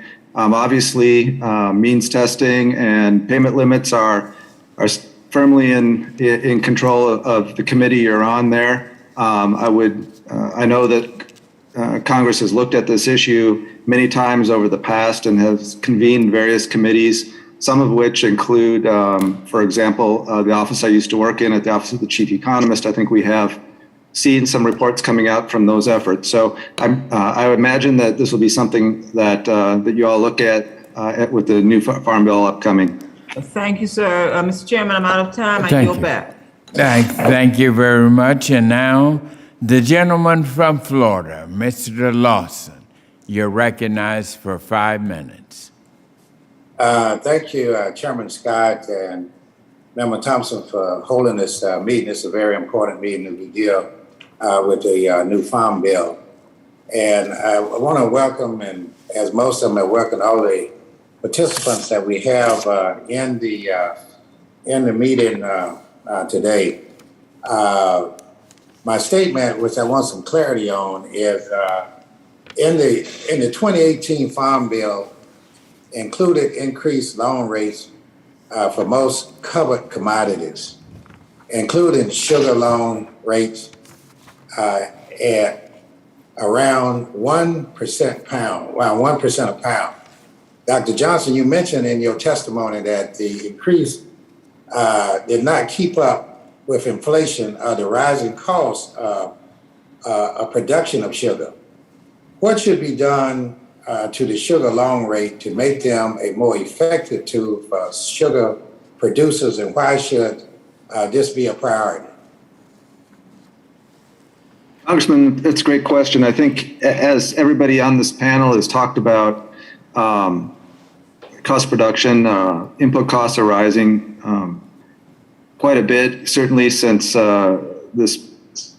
since last April, since last May, when we saw inflation really taking off, and that's been affecting all commodity production. Sugar cane and sugar beet certainly have been feeling that as well. And of course, in the last 2 months, we've seen this conflict in Ukraine also pushing up prices for a lot of our inputs. Same time, I just want to point out that we've lost a lot of crop protection tools and inputs as well for managing pests on our operations. So I guess I would say that yes, we did see in the last Farm Bill some fairly modest changes to the raw cane loan rate as well as the refined beet rate.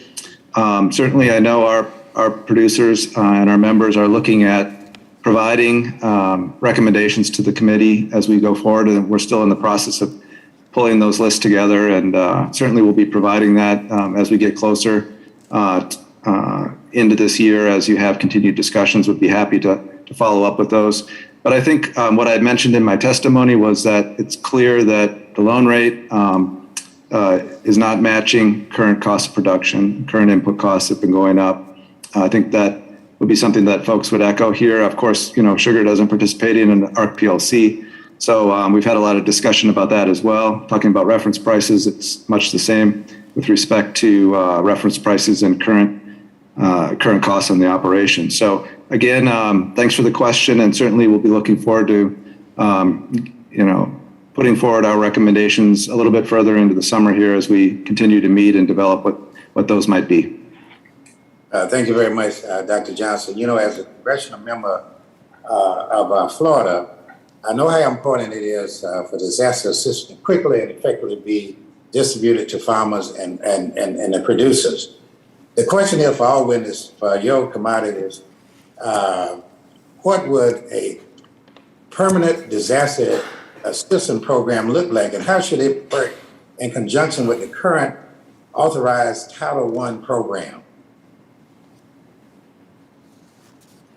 Well, let me just say real fast, and I'll let my other panelists from the other commodities chime in. This is a question that we've talked a little bit about today. Certainly, I think one thing that everybody's interested in seeing is if there are additional standing disaster program developments in the next Farm Bill, that they be ones that are consistent with crop insurance, that maybe also do encourage additional coverage potentially, as well as looking at some commodities that may not be as well served by the current crop insurance products.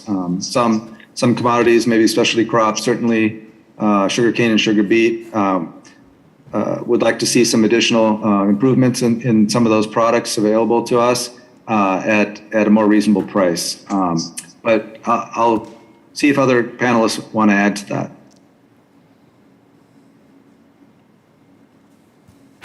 Any?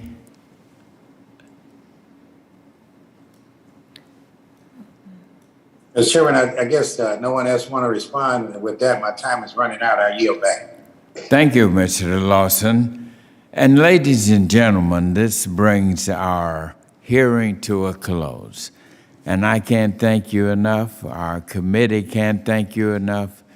Your wisdom, your guidance, your testimonies have been just extraordinary and very helpful to us.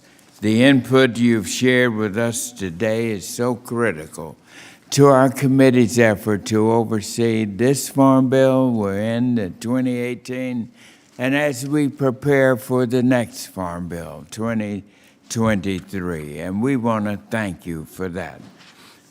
Farmers across our nation now are they have experienced so much, and we must respond and make sure that our farmers, our producers, have all of the means necessary to do the critical job that we're calling upon them to do.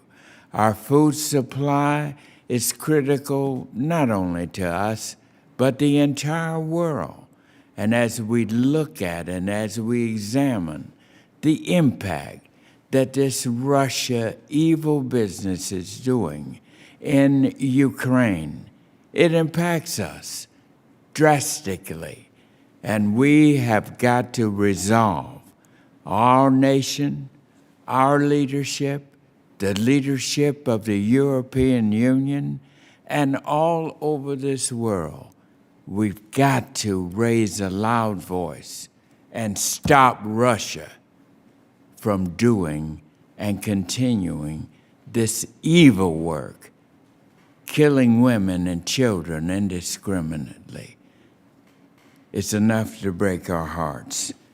But we've got to understand the role that we have in providing the food supply, most critical. There's no nation on earth that has this weight on the shoulders of their farmers. as we do, because we have the world's greatest and most impactful agriculture system. And so we want to thank you so very much again. And over the coming weeks and months, I look forward to continuing to engage with you and all of our stakeholders on the options we should look at for our next Farm Bill. But you have shared with us what works and what does not work. We're on a journey here, and it's an exciting one, but it's also one where the world is indeed depending upon our agriculture system to be strong. And we're committed to doing that. And you all have helped us greatly today. And from the bottom of my heart and the hearts of those of us on this committee, we thank you for taking time out of your busy schedules to share with us your valuable testimony. And now, under the rules of the committee, the record of today's hearing will remain open for 10 calendar days to receive additional material and supplementary written responses from the witnesses to any questions posed by a member. And now, this hearing of the Committee on Agriculture is adjourned.